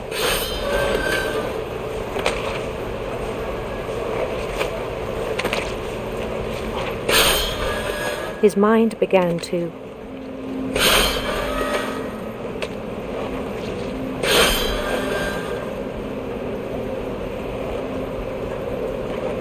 wander.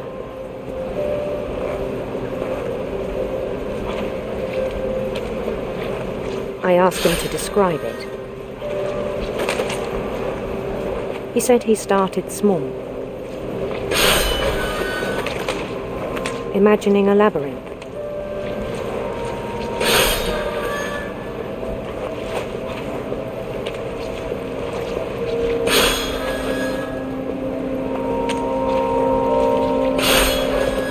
He'd feel his way about.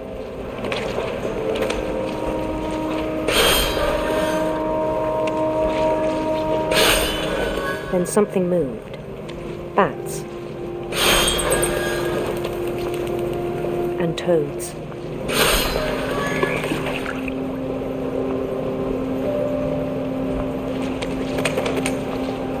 And things that have not names. He knew it was all in his head.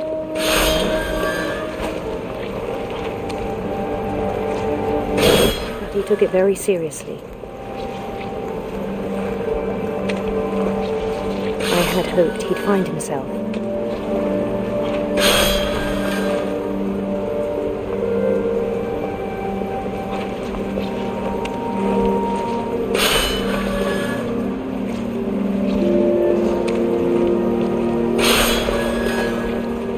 But he found something more. I worried about him then. daydreaming at the cannery. I spoke with his boss, but he said Lewis had become a model employee. Methodical, tireless, focused. Like a whole new Lewis. So I let him go on.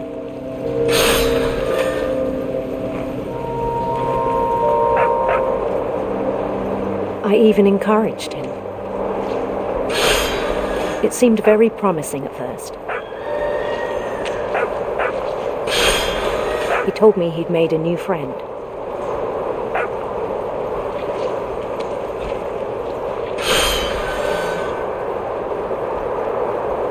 On the edge of a city he named Lewis Topia.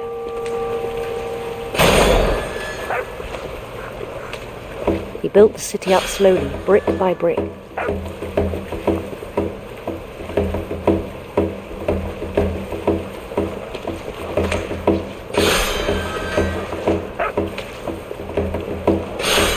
Then he made musicians.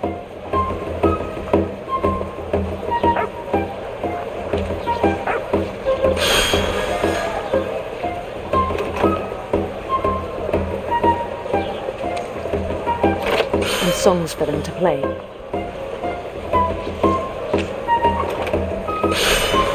He talked about starting a band.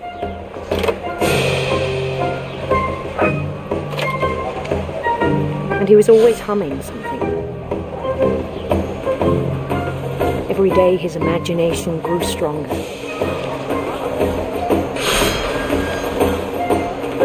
He no longer spoke at the cannery, but his chopping was as reliable as ever. Then one day it struck him that all the cheering crowds, even the stones under his feet, were all in his imagination, so he could do whatever he wished.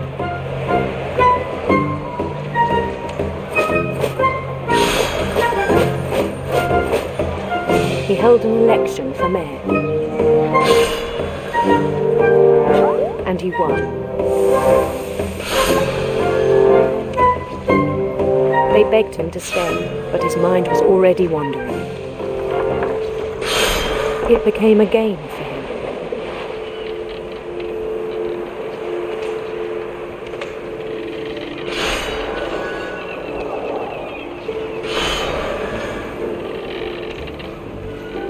He'd conquer a city, then immediately push on. New Louisville.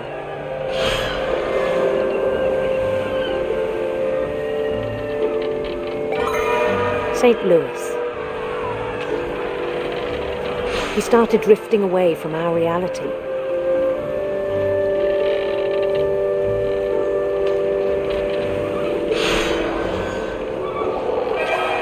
Minneapolis, until one day he forgot to go home from the cannery. Even as his mother pleaded with him, part of Lewis kept sailing on.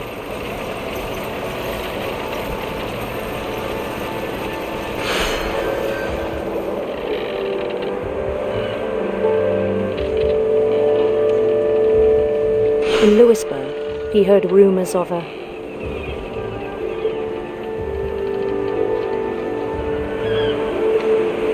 handsome queen.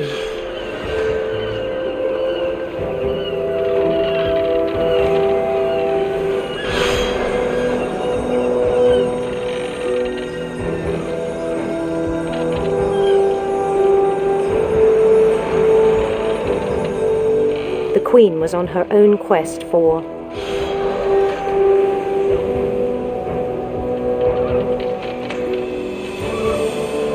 sinister serpents.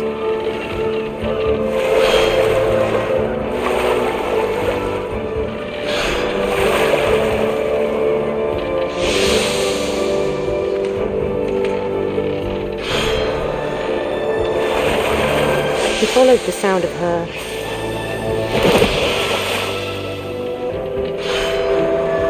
silver harp.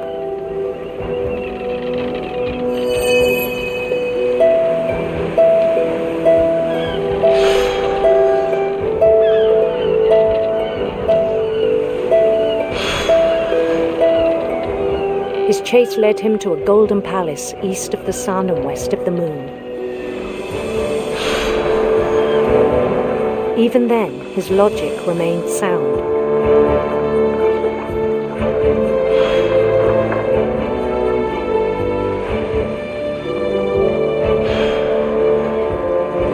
He knew the world was all in his imagination.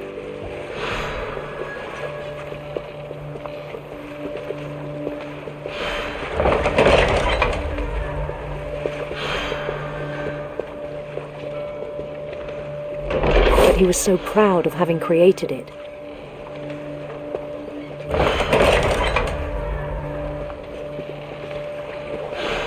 In his own eyes, he'd become something greater than a king.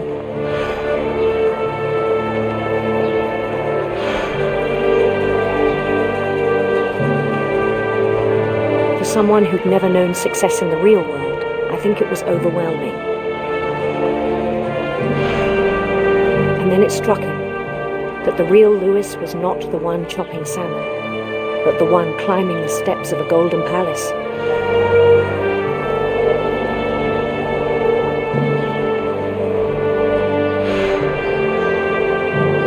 My imagination is as real as my body, he told me.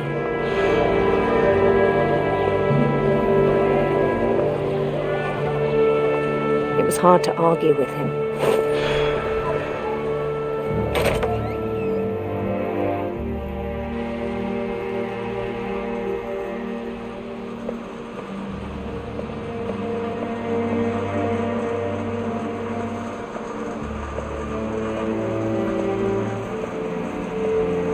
We began to forget the world we know.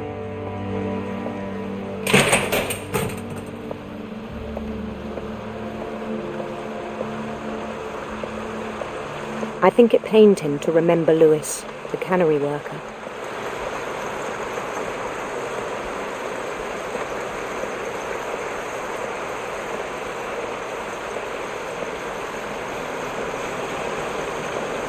He began to despise the man with a royal contempt.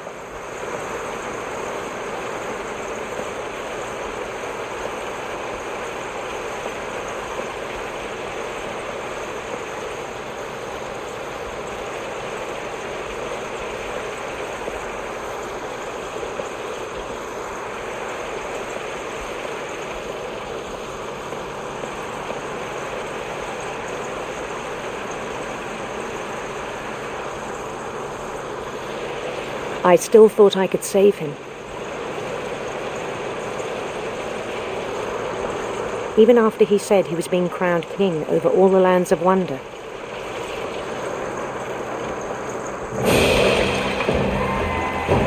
The palace would be packed with his companions.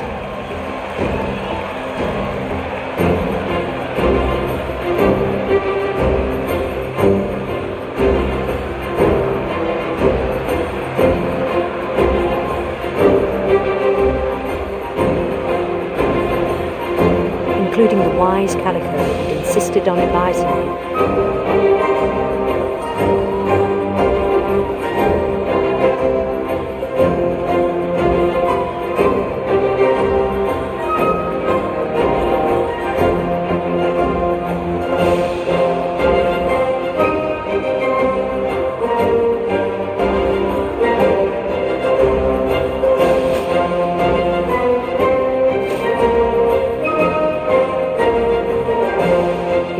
Waited, holding his crown.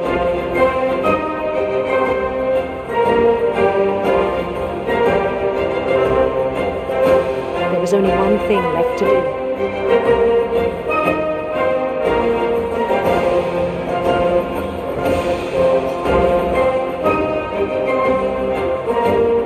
Bend down his head.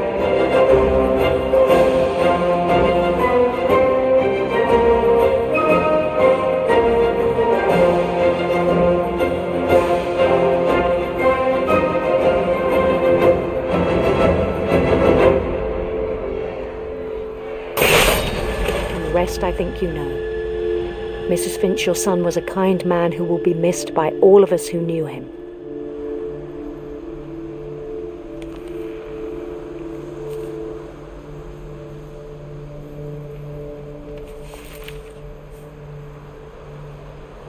My brother was really cool. I wish you could have met him.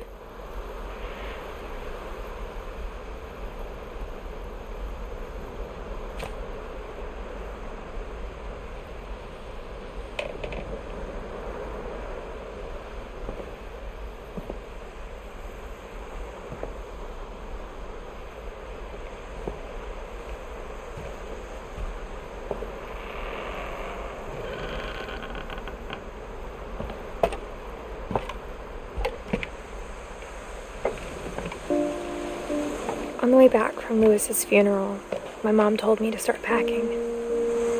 She waited until the day before we left to tell Edie. I'm not sure if she wanted to make it easier or harder.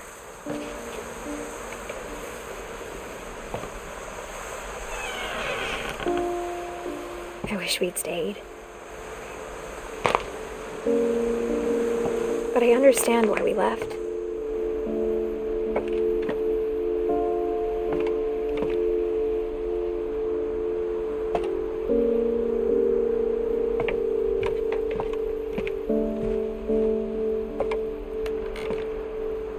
My mom ended up leaving everything behind.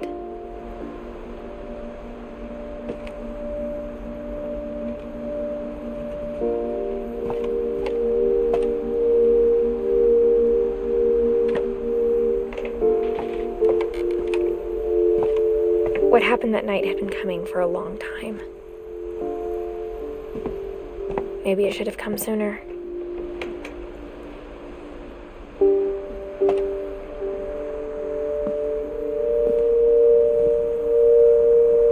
But it had to end one way or another. All that's left now is to tell you about that last night.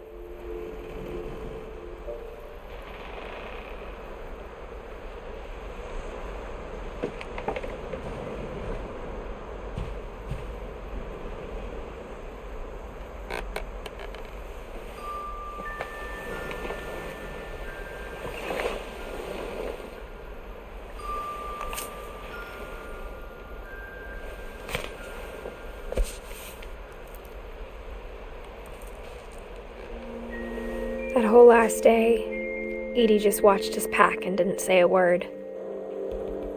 Until supper, when she raised her glass and said, "To our final night together, and all our final nights apart." Grandma, you know what I said about alcohol. Some of your medications are very Edith, specific. I left a present for you in the hallway. Why don't you go open it? The grown-ups have to argue now. I'm sorry, you're right. We're all leaving tomorrow. Let's just enjoy our last... I'm not leaving. Edith, you're excused.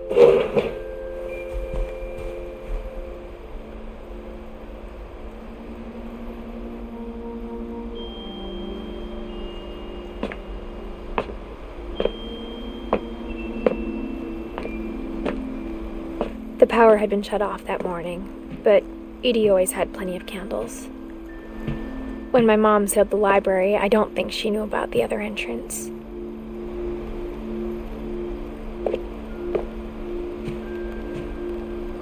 Or that Edie had a key to it.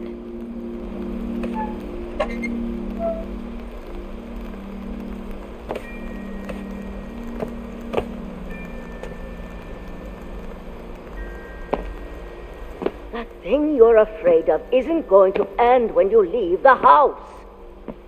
Edith has a right to know these stories. My children are dead because of your stories. I think it's best if Edith and I leave tonight.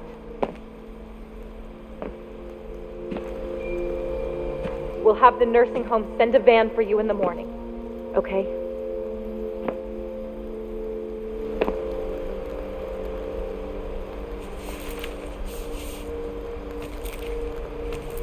Dear Edith, there's so many stories I wish I could tell you, but there's only time for one. This is about what happened on the night you were born. That night, the tide went way, way out. It was the first and last time I ever saw the old house aground. there'd been an earthquake out in the middle of the ocean. They called it the lowest tide in 1,000 years. God, it smelled awful. You know, I've seen that house every day of my life.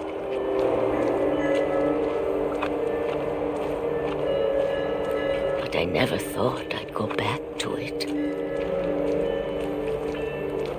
When the fog rolled in, I lost my way.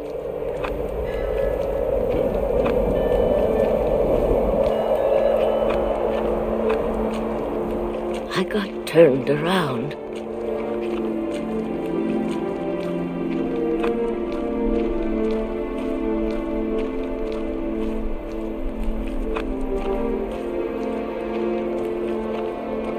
I started seeing things.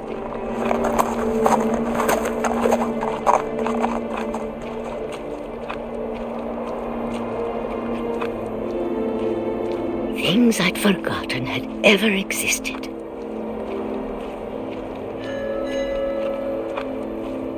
But when I saw them, they felt like old friends. That night, a lot of things came back to me. Or maybe I came back to them.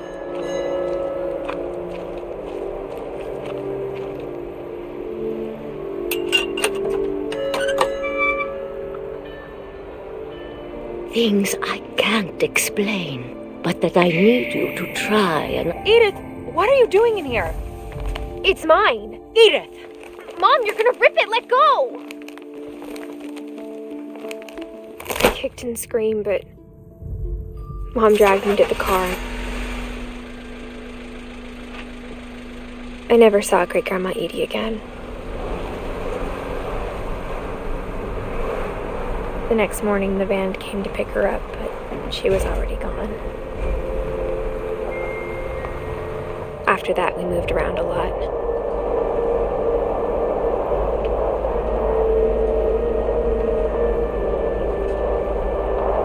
We both tried to make the best of it.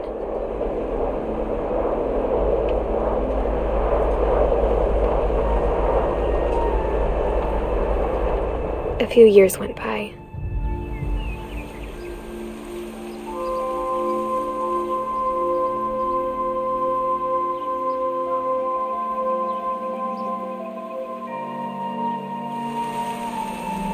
My mom didn't like to talk about it, but she started getting sick a lot.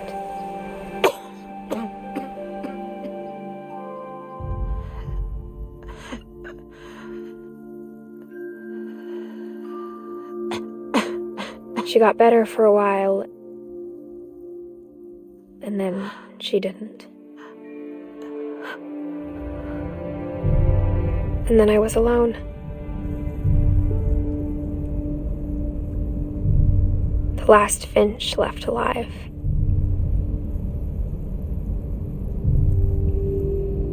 Until I found out about you. I'm still not sure what to tell you about all this. If we lived forever, maybe we'd have time to understand things. But as it is, I think the best we can do is try to open our eyes. And appreciate how strange and brief all of this is.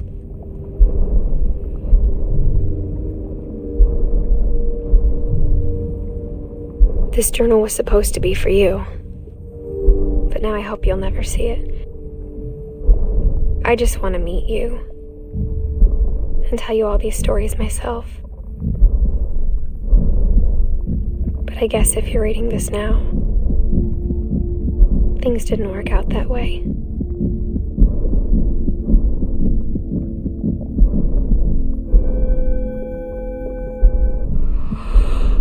This is where your story begins. I'm sorry I won't be there to see it.